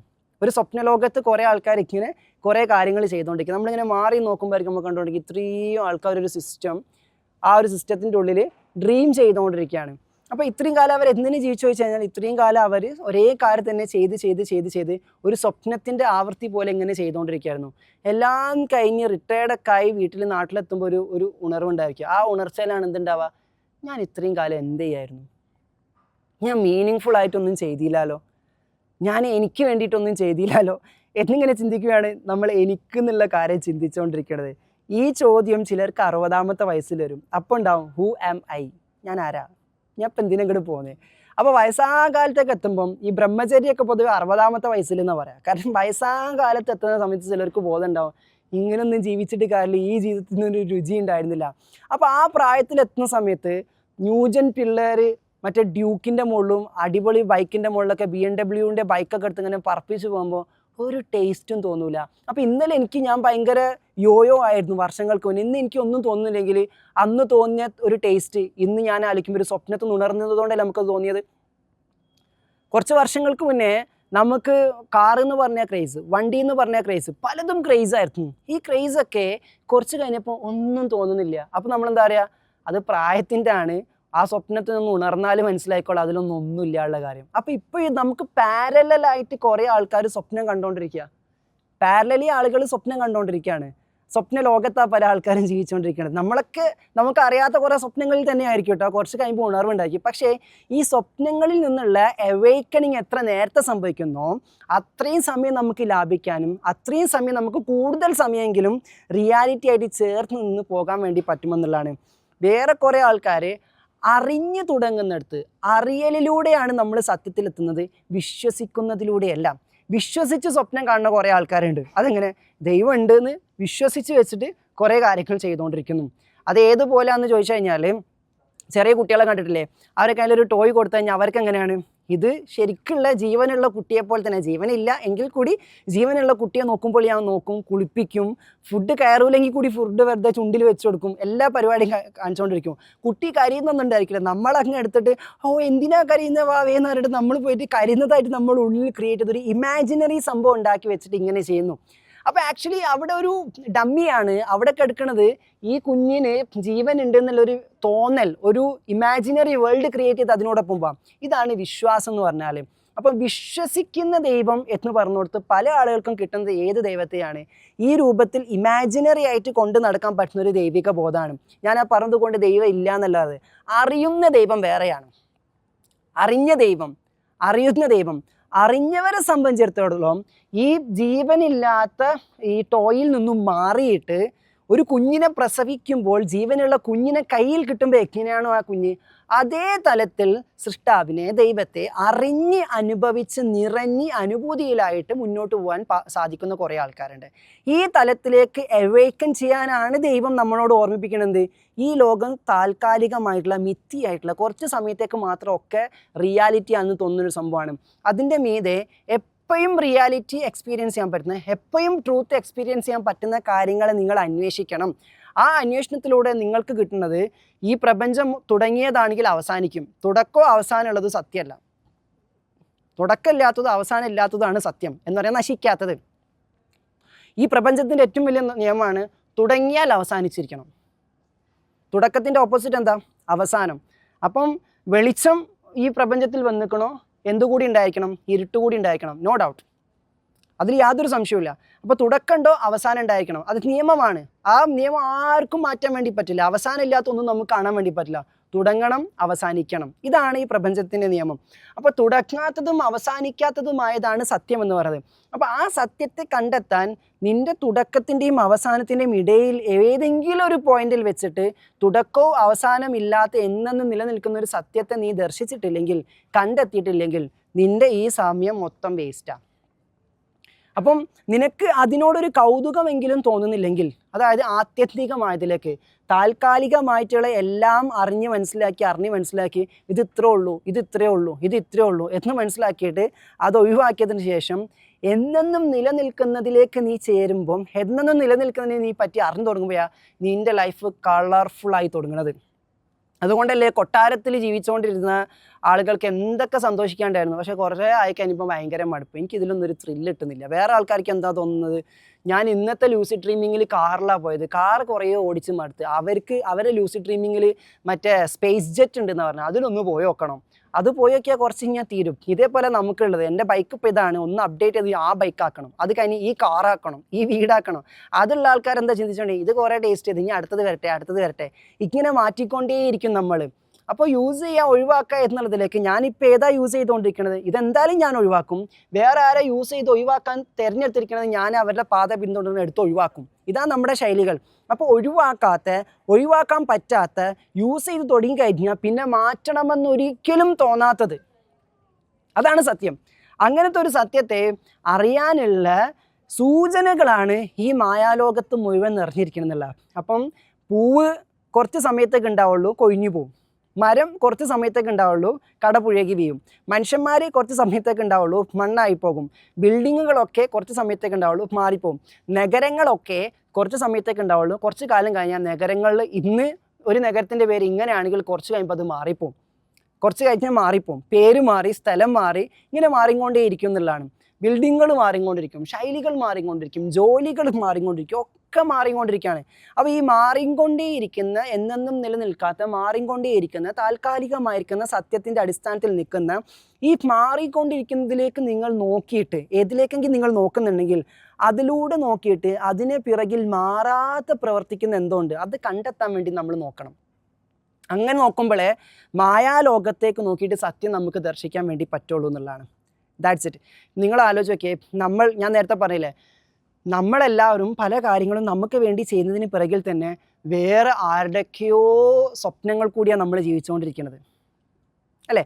നമ്മുടെ ഇന്നത്തെ ലൈഫ് സ്റ്റൈൽ നോക്കിക്കഴിഞ്ഞാൽ വേറെ ആരുടെയൊക്കെയോ സ്വപ്നമാണ്. അവർ സ്വപ്നം കണ്ടതാണ് മലബാറിലുള്ളവർ, കേരളത്തിലുള്ളവർ ഇന്ന രീതിയിൽ വസ്ത്രം ധരിക്കണം, ഇന്ന രീതിയിൽ ഭക്ഷണം കഴിക്കണം. ഓരോ സ്വപ്നം നമ്മൾ ജീവിച്ചു കൊടുക്കുക. അപ്പോൾ അവർക്ക് എന്തായി, നമ്മൾ കണ്ട സ്വപ്നത്തിൽ അവരിപ്പോൾ ജീവിച്ചുകൊണ്ടിരിക്കുന്നു. ഇനി ഇവർക്ക് അടുത്ത സ്വപ്നം ഇട്ട് കൊടുക്കണം. നമ്മളെന്ത് ചെയ്യും, ട്രെൻഡ് എന്ന് പറഞ്ഞിട്ട് പല പല പല ഐറ്റംസ് വന്നുകൊണ്ടിരിക്കും, നമ്മളതൊക്കെ എടുത്തുകൊണ്ടിരിക്കും. നമ്മളൊരു സ്വപ്ന ലോകത്താണ്. കുറച്ച് കഴിയുമ്പോൾ അത് മാറിക്കൊണ്ടിരിക്കും. ഇന്ന് നമ്മൾ IA എന്ന് പറഞ്ഞ പല കാര്യങ്ങളും കുറച്ച് കഴിയുമ്പോഴേക്ക് നമ്മൾ ഉൾക്കൊള്ളാൻ തുടങ്ങും. എത്ര സാധനങ്ങൾ നമ്മളങ്ങനെ ഉൾക്കൊണ്ടിട്ടുണ്ട്, പലതും. നമ്മൾ ഇന്ന് IA എന്ന് പറഞ്ഞ സാധനങ്ങളൊക്കെ നാളെ ഉൾക്കൊള്ളും. കാരണം എന്താണ്, ഇന്ന് നിങ്ങൾ ഇതേ ഉൾക്കൊള്ളാൻ പാടുള്ളൂ എന്ന് ഓൾറെഡി കുറച്ച് ആൾക്കാർ നമുക്കൊരു ഡ്രീം പ്ലാൻ സെറ്റ് ആക്കിയിട്ടുണ്ട്. അതിൻ്റെ ഉള്ളിൽ നമ്മളിങ്ങനെ ഡ്രീം കളിച്ചുകൊണ്ടിരിക്കുക. ഇതിനാണ് മാട്രിക്സ് എന്ന് പറയാം. We are in the matrix. അപ്പോൾ ഇതിനും പുറത്തേക്ക് വരുന്ന ആൾക്കാർക്കാണ് ഈ പുറത്തേക്ക് വരുന്ന ആൾക്കാർക്ക് ആ റൂള് സെറ്റ് ചെയ്യാൻ വേണ്ടി പറ്റാം. ദേ ക്യാൻ ക്രിയേറ്റ് റൂൾസ് എന്നുള്ളതാണ്. അവർക്കാണ് റൂള് സെറ്റ് ചെയ്യാൻ പറ്റുന്നതും, അവർക്കാണ് സിസ്റ്റം ബ്രേക്ക് ചെയ്യാൻ പറ്റുന്നതും, അവരാണ് റെവല്യൂഷനൈസ് ചെയ്യുന്ന ആൾക്കാരെന്ന് പറഞ്ഞാൽ. അപ്പോൾ ട്രൂത്തിന് വേണ്ടിയിട്ട് കാര്യങ്ങളെ റെവല്യൂഷനൈസ് ചെയ്യാൻ പറ്റുന്നിടത്താണ് നമ്മുടെ സക്സസ് എന്ന് പറയുന്നത്. സോ ഈ വേൾഡ് എന്ന് പറയുന്നത് മിത്താണ് എന്ന് പറഞ്ഞുകൊണ്ടിരിക്കുമ്പം നമ്മൾ എക്സ്പീരിയൻസ് ചെയ്തുകൊണ്ടിരിക്കുന്നത്, യെസ് നമ്മൾ എക്സ്പീരിയൻസ് ചെയ്യുന്നു, ഒക്കെ എക്സ്പീരിയൻസ് ചെയ്യുന്നു. പക്ഷെ നമ്മൾ എക്സ്പീരിയൻസ് ചെയ്യുന്നു എന്ന് പറഞ്ഞ കാര്യങ്ങളൊക്കെ നിഷേധിക്കുന്നിടത്താണ് രസം. ദാറ്റ് മീൻസ് ഈ ക്ലാസിക്കൽ ഫിസിക്സും ഉണ്ട്, ക്വാണ്ടം ഫിസിക്സും ഉണ്ട്. ക്ലാസിക്കൽ ഫിസിക്സ് എന്തൊക്കെ പറഞ്ഞു അതിനൊക്കെ ഒപ്പോസൈലാണ് ക്വാണ്ടം ഫിസിക്സ്. ഏതുപോലെയെന്ന് വെച്ച് കഴിഞ്ഞാൽ, പുഴ നോക്കിക്കഴിഞ്ഞാൽ മുകളിലേക്ക് നോക്കുമ്പോൾ നമ്മൾ കാണുന്നത് വെള്ളം അങ്ങോട്ട് ഒഴുകുന്ന, അടിയൊഴുക്ക് ചിലപ്പോൾ ഇങ്ങോട്ടായിരിക്കും, മുകളിൽ ഇങ്ങനെ ആയിരിക്കും, താഴെ ഇങ്ങോട്ടായിരിക്കും പോയിക്കൊണ്ടിരിക്കുന്നത്. ഇതേപോലെ തന്നെ നമ്മൾ ഈ കാണുന്ന കാര്യങ്ങളൊക്കെ ലാ കൊണ്ട് നിഷേധിക്കണമെന്ന് പറയാനുള്ള കാരണം, ഞാൻ കണ്ടു എന്ന് പറയുന്ന സമയത്ത്, ഞാൻ ഷിറിൻ ഷഹാനയെ കണ്ടു എന്ന് പറഞ്ഞ സമയത്ത്, ഈ ഫിസിക്കൽ വേൾഡിൽ ഞാൻ ഷിറിൻ ഷഹാനയെ കണ്ടു എന്ന് പറയുന്നത് ടോട്ടലി ഫൈൻ. പക്ഷേ ഇതിൻ്റെ ഉള്ളിൽ തന്നെ ഒരു സാധനം കൂടി ഞാൻ കണ്ടു എന്ന് പറയുമ്പോൾ തന്നെ അതിൻ്റെ ഒരു ഡെപ്ത് മീനിങ്ങിൽ പോകുമ്പം ഞാൻ കണ്ടിട്ടില്ല എന്നുള്ളൊരു സംഭവം കൂടി ഉണ്ട്. ഷിറിൻ ഷഹാനയെ ഞാൻ കണ്ടു എന്ന് പറഞ്ഞാൽ ഷിറിൻ ഷഹാനയുടെ ഫേസ് കണ്ടു, ഷിറിൻ ഷഹാനിനെ ഞാൻ കണ്ടിട്ടില്ല. കണ്ടു എന്ന് പറഞ്ഞത് ഒരു ലെയർ ശരിയാണിതാ ഈ ഫിസിക്കൽ റിയാലിറ്റിയിലുള്ള ഷിറിൻ ഷഹാനയെ കണ്ടു എന്ന് പറയുമ്പോൾ തന്നെ അവിടെ ലാ വരുന്നുണ്ട്, കണ്ടിട്ടില്ല കേട്ടോ. ഇപ്പം ഞാൻ പറയാണ്, ഞാൻ എന്നെ തൊട്ടു, നിങ്ങളെല്ലാവരും കണ്ടല്ലോ, സത്യമാണല്ലോ, ഞാൻ തൊട്ടല്ലോ. ട്രൂത്താണ്, തൊട്ടിരിക്കുന്നു, നിങ്ങൾ കണ്ടിരിക്കുന്നു, ഞാൻ തൊട്ടു, അത് ട്രൂത്താണ്, ഫിസിക്കൽ ട്രൂത്താണ്. പക്ഷേ ഈ തൊട്ടു എന്ന് പറയുമ്പോൾ തന്നെ വീണ്ടും നമ്മൾ അതിനെ ഡെപ്തിൽ പോയി നോക്കിയാൽ, ക്വാണ്ടം ലെവലിൽ പോയി നോക്കി കഴിഞ്ഞാൽ ഞാൻ എന്നെ തൊട്ടിട്ടില്ല. ഇവിടെ ഒന്നിനൊന്നിനും തൊടാൻ പറ്റില്ല, കാരണം പരസ്പരം അടുക്കുമ്പോഴേക്കൊക്കെ റിപ്പൽ ചെയ്യും, ഒന്നിനൊന്നിനും തൊടാൻ പറ്റില്ല. അപ്പോൾ ഈ തൊട്ടതോ, ഒന്ന് സയൻസ് പഠിച്ചു നോക്കിയേ, തൊട്ട് എന്ന് പറയുമ്പോൾ തന്നെ എൻ്റെ ഈ സെല്ലുകൾ ഇതിനെ ടച്ച് ചെയ്യാൻ അടുത്തേക്ക് എത്തുമ്പോൾ അതിൻ്റെ ഉള്ളിൽ നിന്ന് ചെറിയൊരു റിപ്പൽസീവ് ഫോഴ്സ് വരുന്നുണ്ട്, അതിനെ ഇങ്ങോട്ട് തകഞ്ഞ് മാറ്റുന്നുണ്ട്, ഇങ്ങോട്ട് മാറ്റി നിർത്തുന്നുണ്ട്. ഈ തട്ടി മാറ്റലിൽ ഉണ്ടാകുന്ന ഒരു ഫോഴ്സാണ് എനിക്ക് ടച്ചിങ് സൈറ്റ് ഫീൽ ചെയ്യുന്നത്. അപ്പോൾ ഇന്നേ വരെ ഞാനിതിനെ തൊട്ടിട്ടില്ല. അപ്പോൾ രണ്ട് സത്യമാണ്. ഒന്നാമത്തെ സത്യം എന്ന് പറയുന്നത് തൊട്ടു എന്നുള്ളത് കണ്ടു സത്യമാണ്, പക്ഷേ അതിൻ്റെ ഇന്നർ ഡെപ്തിലോ അത് തൊട്ടിട്ടില്ല എന്നതാണ്. അപ്പോൾ തൊട്ടിരിക്കണതൊന്നും തൊട്ടിട്ടില്ല, കണ്ടിരിക്കണതൊന്നും കണ്ടിട്ടില്ല, കേട്ടിരിക്കുന്നതൊന്നും കേട്ടിട്ടില്ല, കേട്ടിട്ടുണ്ട് കേട്ടിട്ടില്ല, കണ്ടിട്ടുണ്ട് കണ്ടിട്ടില്ല, തൊട്ടിട്ടുണ്ട് തൊട്ടിട്ടില്ല. ഇതാണ് അതിൻ്റെ സത്യം എന്ന് പറഞ്ഞുകൊണ്ടിരിക്കുന്നത്. ഈ രണ്ടെണ്ണത്തിൻ്റെ ചേരലിൻ്റെയും ചേരാത്തതിൻ്റെയും ഇടയിലൂടെയാണ് സത്യം. അതുകൊണ്ടാണ് റൂമി പറഞ്ഞത് രണ്ടിൻ്റെയും മിഡിൽ വഴി പിടിക്കാം, രണ്ടിൻ്റെ ഇടയിലൂടെ പിടിക്കുക. രണ്ടെണ്ണത്തിൻ്റെയും ലെഫ്റ്റും റൈറ്റും എന്ന് പറഞ്ഞാൽ ഇതിൻ്റെ രണ്ടിൻ്റെ ഇടയിലൂടെ പിടിക്കുമ്പോഴാണ് നിങ്ങൾക്ക് ട്രൂത്ത് എന്ത് ചെയ്യാൻ പറ്റുന്നത്, കണ്ടെത്താൻ പറ്റുന്നത്. അതുകൊണ്ട് കണ്ടു എന്നതിൽ തന്നെ കണ്ടു കണ്ടു കണ്ടു എന്ന് പറഞ്ഞിട്ട് എക്സ്ട്രീമായി പിടിച്ചിട്ട് കാര്യമില്ല, കണ്ടിട്ടില്ല എന്ന് എക്സ്ട്രീമായി പിടിച്ചിട്ട് കാര്യമില്ല. കാണലിൻ്റെയും കാണാതിരിക്കലിൻ്റെയും ഇടയിൽ ഒരു ട്രൂത്ത് ഉണ്ട്. ആ ട്രൂത്തിലാണ് നിങ്ങൾക്ക് റിയാലിറ്റി അവേക്കനിങ് സംഭവിക്കുക. അതാണ് പറഞ്ഞത്, ശ്വാസം ഉള്ളോട്ടെടുക്കുന്നതിൻ്റെയും ശ്വാസം പുറത്തേക്ക് വിടുന്നതിൻ്റെയും ഇടയിലൊരു പോയിൻ്റ് ഉണ്ട്. ഇൻഹെയിലിങ്ങിൻ്റെ എക്സെലിൻ്റെയും ഇടയിലൊരു പോയിന്റ്. ആ പോയിന്റിൽ നിന്നാണ് you can connect with the truth എന്ന് പറയാറുണ്ട്. ഏതായാലും ട്രൂത്തിനെ പറ്റിയുള്ള കമ്മ്യൂണിക്കേഷൻസ്, കോൺവെർസേഷൻസ്, ഡിസ്കഷൻസ് നമുക്ക് ഇനിയും കണ്ടിന്യൂ ചെയ്യാം. ഇപ്പോൾ ഇത്രയും സമയം പറഞ്ഞതിൽ നിന്നും എന്ത് കിട്ടി എന്നതിനപ്പുറത്തേക്ക് നിങ്ങൾക്ക് എന്ത് ക്ലാരിറ്റിയിൽ നിങ്ങൾ ഇരുന്നു എന്നുള്ളത് മാത്രം ചിന്തിച്ചാൽ മതി. ക്ലാരിറ്റിയാണ്. നമുക്ക് ക്ലാരിറ്റി വന്നുകൊണ്ടിരിക്കുമ്പം ക്ലാരിറ്റി കിട്ടുമ്പോൾ ഉണ്ടാകുന്ന ഹീലിംഗ് ആണ് ഏറ്റവും വലിയ ഹീലിംഗ്. ഞാൻ പറയാറുള്ളത് എൻ്റെ പ്രശ്നത്തിന് പരിഹാരം കിട്ടുമ്പോഴല്ല, പരിഹാരത്തിന് മുകളിലാണ് ക്ലാരിറ്റി എന്ന് പറയുന്നത്. ക്ലാരിറ്റി കിട്ടുന്ന സമയത്ത് നമുക്ക് ചിലപ്പോൾ പരിഹാരം വേണ്ടി വരില്ല, കാരണം ക്ലാരിറ്റി അതൊക്കെ മുകളിലായിരിക്കും കിടക്കുന്നില്ല. അപ്പം നമുക്ക് മനസ്സിലാവും ഈ ചെറിയ വിഷയത്തിൻ്റെ പരിഹാരമാണ് എനിക്കിഷ്ടം വേണ്ടത്, അല്ലെങ്കിൽ അതിനും മീതെ കിടക്കുന്ന വിശാലമായ ക്ലാരിറ്റിയാണ് എനിക്ക് ആവശ്യം. സോ ആളുകൾക്ക് വേണ്ടത് ക്ലാരിറ്റിയാണ്. സോൾ ഡിമാൻഡ് ചെയ്തുകൊണ്ടിരിക്കുന്നത് ഈ സോളിൻ്റെ ട്രൂത്തിനെ പറ്റി ക്ലാരിറ്റി കൊടുക്കാനാണ്. ഈ ക്ലാരിറ്റി കിട്ടുമ്പോൾ തന്നെ ഇറ്റ് ബിക്കംസ് ഹീലിംഗ്. അതാ ഞാൻ പറഞ്ഞത്, through wisdom we can heal. Wisdom കൊണ്ട് നമുക്ക് എന്ത് ചെയ്യാൻ പറ്റും? ഹീൽ ചെയ്യാൻ വേണ്ടി പറ്റും. അപ്പോൾ എൻ്റെ ഒരു ഹമ്പിൾ റിക്വസ്റ്റാണ്, നിങ്ങൾക്ക് സാധിക്കുമെങ്കിൽ ഗൈഡഡ് ടോക്കിലൊക്കെ വീഡിയോയിൽ എത്തിയിരിക്കുക. ഇപ്പോൾ ചില ആൾക്കാരുണ്ട്, ഞാൻ എന്നും വീഡിയോയിൽ കാണുന്ന ആൾക്കാരാണ്, ഇവരെ കണ്ട് മടുത്തത് കൊണ്ട് ഞാൻ ബാക്കിയുള്ളവരോട് പറയല്ല. ഇവർ സ്ഥിരമായിട്ട് ഇപ്പോൾ ഫാറൂഖിനെ കാണാം, അതുപോലെ തന്നെ ഉനൈസിയെ കാണാം, ഷെറിൻ ഷഹാനെ കാണാം. ഇവരൊക്കെ സ്ഥിരമായിട്ട് നമ്മൾ വീഡിയോയിൽ എപ്പോഴും കണ്ടുകൊണ്ടിരിക്കുന്ന ആൾക്കാരാണ്. പക്ഷെ അതിനപ്പുറത്തേക്ക് നിങ്ങൾക്ക് വേണ്ടിയിട്ടാണ് ഞാൻ പറഞ്ഞുകൊണ്ടിരിക്കുന്നത്, to see yourself, to explore more in depth എന്നുള്ളതാണ്. നിങ്ങളെ കേട്ടുകൊണ്ടിരിക്കുന്നു, നിങ്ങളുമായിട്ട് കണക്ട് ചെയ്തുകൊണ്ടിരിക്കുന്നു, മുന്നിൽ നിങ്ങളെ കാണുന്നു, നിങ്ങളെ ഫേസ് കാണുന്നു. പക്ഷെ ആ ഫേസ് കാണുന്ന നിങ്ങളല്ല നിങ്ങളെന്നും അതിൻ്റെ അകത്തുള്ളൊരു ഫോഴ്സ് കിടക്കുന്നുണ്ട്, ഒരു ലൈറ്റ് കിടക്കുന്നുണ്ട്, അതാണ് നിങ്ങളെന്നുള്ള ബോധത്തോടു കൂടി നിങ്ങളെ ഫേസിലേക്ക് നോക്കിയിരിക്കുക. ദാറ്റ്സ് എ ഗ്രേറ്റ് ഹീലിംഗ് എന്നുള്ളതാണ്. അതിനേക്കാളും നല്ല ഇമേജ് പോളിഷിങ് ടെക്നിക്ക് വേറെ ഉണ്ടെന്ന് എനിക്ക് തോന്നുന്നില്ല. അൾട്ടിമേറ്റ് ട്രൂത്തിനെ പറ്റി കേട്ടുകൊണ്ടിരിക്കുക, കേൾക്കുന്ന സമയത്ത് നമ്മളുടെ ടെമ്പററി ട്രൂത്തിനെ കണ്ടുകൊണ്ടിരിക്കുക. അങ്ങനെ കണ്ടുകൊണ്ടിരിക്കുമ്പോൾ നമ്മൾ ലാ ലാ ലാ എന്ന് പറഞ്ഞ വിക്റിലായിരിക്കും. ഇതല്ല എന്നുള്ള വിക്റിൽ താനെ. ആ വിക്ർ നമ്മൾ പറയുന്നില്ലെങ്കിൽ കൂടി ഞാനല്ലാത്ത, പൂർണ്ണമല്ലാത്ത, താൽക്കാലികമായി എന്നെ നോക്കി നിന്നുകൊണ്ട് തന്നെ ആത്യന്തികമായി എന്നെ ഞാൻ കേട്ടുകൊണ്ടിരിക്കുന്നു. എന്ത് രസമാണ്, വണ്ടർഫുൾ ആയിരിക്കും ആ എക്സ്പീരിയൻസ് ഉള്ളത്. അതൊക്കെ ഒന്ന് എക്സ്പ്ലോർ ചെയ്യാൻ കൂടി ചിന്തിക്കൂ. ഇങ്ങനെ കുറച്ച് ഡൈമെൻഷൻസ് കൂടി ചേർന്നതാണ് ഗൈഡഡ് ടോക്ക്. അല്ലാതെ സ്ഥിരമായിട്ട് വരുന്നു, മെഡിറ്റേറ്റ് ചെയ്യുന്നു, ടോപ്പിക് അടിപൊളിയായിരുന്നു, സെഷൻ സൂപ്പറായിരുന്നു എന്ന് പറഞ്ഞ് ഫീഡ്ബാക്ക് പറഞ്ഞു പോകുന്നു. അതിൻ്റെ അപ്പുറത്തേക്ക് സംഭവിക്കേണ്ട ഒരു തലമുണ്ട് ഗൈഡഡ് ടോക്കിൽ. അതിനെ അൺലോക്ക് ചെയ്യാൻ വേണ്ടിയിട്ട് പരിശ്രമിച്ചുകൊണ്ടിരിക്കും, അതിനെ അൺഫോൾഡ് ചെയ്യാൻ വേണ്ടിയിട്ട് എന്ത് ചെയ്യും, പരിശ്രമിച്ചുകൊണ്ടിരിക്കും. അല്ലാണ്ട് ഇപ്പം എനിക്ക് ഭ്രാന്തല്ലാല്ലേ 230 ആഴ്ച ഈ സാധനം കൊണ്ടുപോകാനും. അതിൽ എന്തെങ്കിലും ഉണ്ടാവണമല്ലോ. ഒന്നുമില്ലാണ്ട് ആരെങ്കിലും ഫ്രീ ആയിട്ട് 230 ആഴ്ചകൾ ഇങ്ങനെ സെഷൻസ് കൊടുത്തുകൊണ്ടിരിക്കുമോ? അതിൽ നമ്മളെ കൊതിപ്പിക്കുന്ന, നമ്മളെ ഹരം പിടിപ്പിക്കുന്ന, നമ്മൾക്ക് ഓപ്പണിംഗ് തരുന്ന എന്തെങ്കിലും ഉണ്ടാവാതെ നമ്മളത് ചെയ്യോ? ഒരിക്കലും ചെയ്യില്ല എന്നല്ല.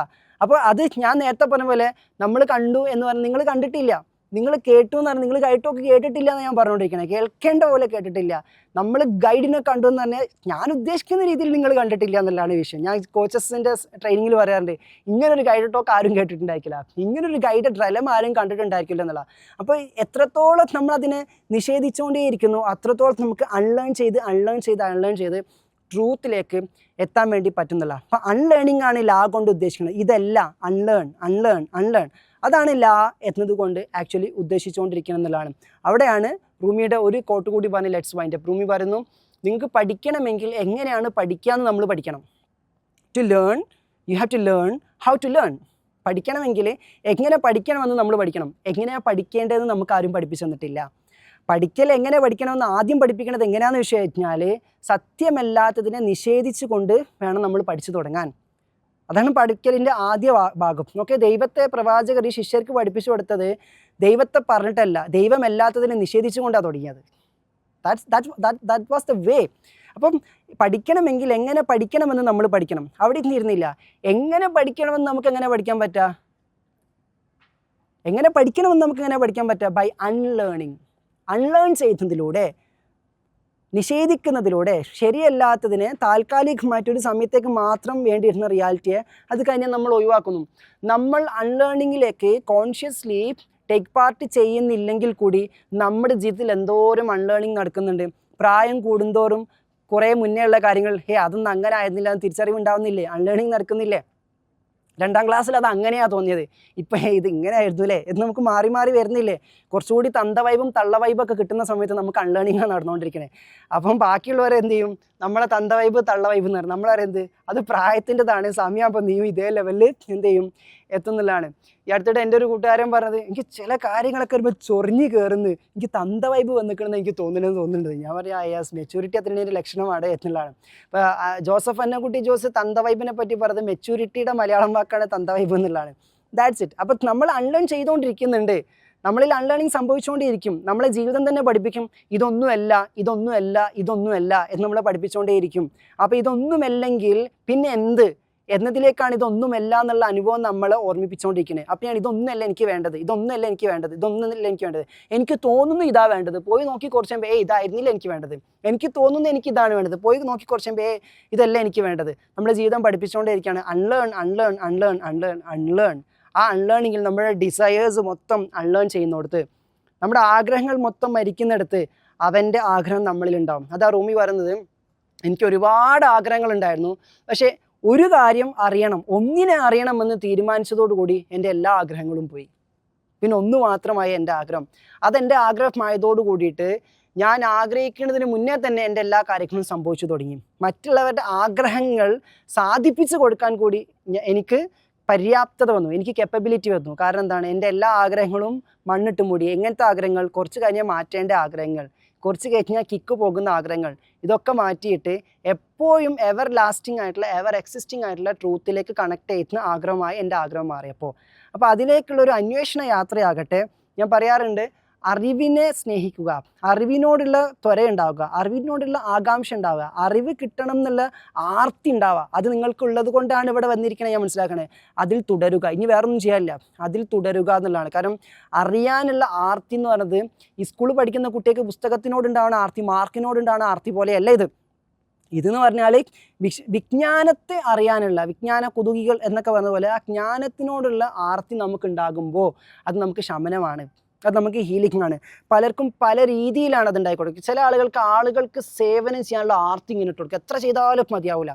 ചില ആളുകൾക്ക് അറിയാനുള്ള ആർത്തി ഇട്ട് കൊടുക്കും, ചില ആളുകൾക്ക് അനുഭൂതിയിലിരിക്കാനുള്ള ആർത്തി ഇട്ട് കൊടുക്കും, ചിലർക്ക് കലയോടുള്ള ആർത്തി ഇട്ട് കൊടുക്കും. ഇതിലൂടെയൊക്കെ തന്നെ ആ സോൾ അതിൻ്റെ സോഴ്സിലേക്ക് എക്സ്പ്ലോർ ചെയ്യാനുള്ള പാത വെട്ടിക്കൊണ്ടിരിക്കാൻ നിങ്ങൾ മനസ്സിലാക്കണം. നിങ്ങൾക്ക് അറിവിനോട് ആർത്തി വരുന്നെങ്കിൽ നിങ്ങളുടെ നേച്ചറിൽ ആ ഇൻ്റലിജൻസ് സ്പേസിൽ നിന്നുകൊണ്ടാണ് അത് കണക്ട് ചെയ്തുകൊണ്ടിരിക്കുന്നത് എന്നുള്ളതാണ്. അപ്പോൾ വിസ്ഡത്തിലൂടെ ആ ട്രൂത്ത് പാത്തിലൂ എക്സ്പ്ലോർ ചെയ്യാനുള്ള നേച്ചറുള്ള ആൾക്കാർക്കുള്ള സ്പേസാണിത്. എല്ലാവർക്കുള്ള സ്പേസ് ഒന്നുമല്ല, എല്ലാവരും ഈ വഴിക്ക് കൊണ്ടുപോകാനൊന്നും പറ്റില്ല. Each people are different, each people's nature are different. അപ്പോൾ ഈ പാത്ത് എന്ന് പറയുന്നത് ത്രൂ വിസ്ഡം, നമ്മളിവിടെ പറഞ്ഞുകൊണ്ടിരിക്കുന്ന വിസ്ഡത്തിലൂടെ എങ്ങനെ നമുക്ക് ആ ട്രൂത്തിൻ്റെ എസെൻസിലേക്ക് എത്താൻ പറ്റുമെന്നുള്ളതിൻ്റെ ഒരു അന്വേഷണം, അതാണ് ആക്ച്വലി ഇവിടെ നടന്നുകൊണ്ടിരിക്കുന്നത് എന്നുള്ളതാണ്. അതുകൊണ്ട് ഒരു നല്ല അന്വേഷിയായിട്ട് മാറാൻ നോക്കാം, നല്ല വിദ്യാർത്ഥി നല്ല സീക്കറായിരിക്കും എന്നുള്ളതാണ്. Okay, so thank you so much. ബാക്കി നമുക്ക് നെക്സ്റ്റ് വീക്കിൽ ഡിസ്കസ് ചെയ്യാം. ബൈ.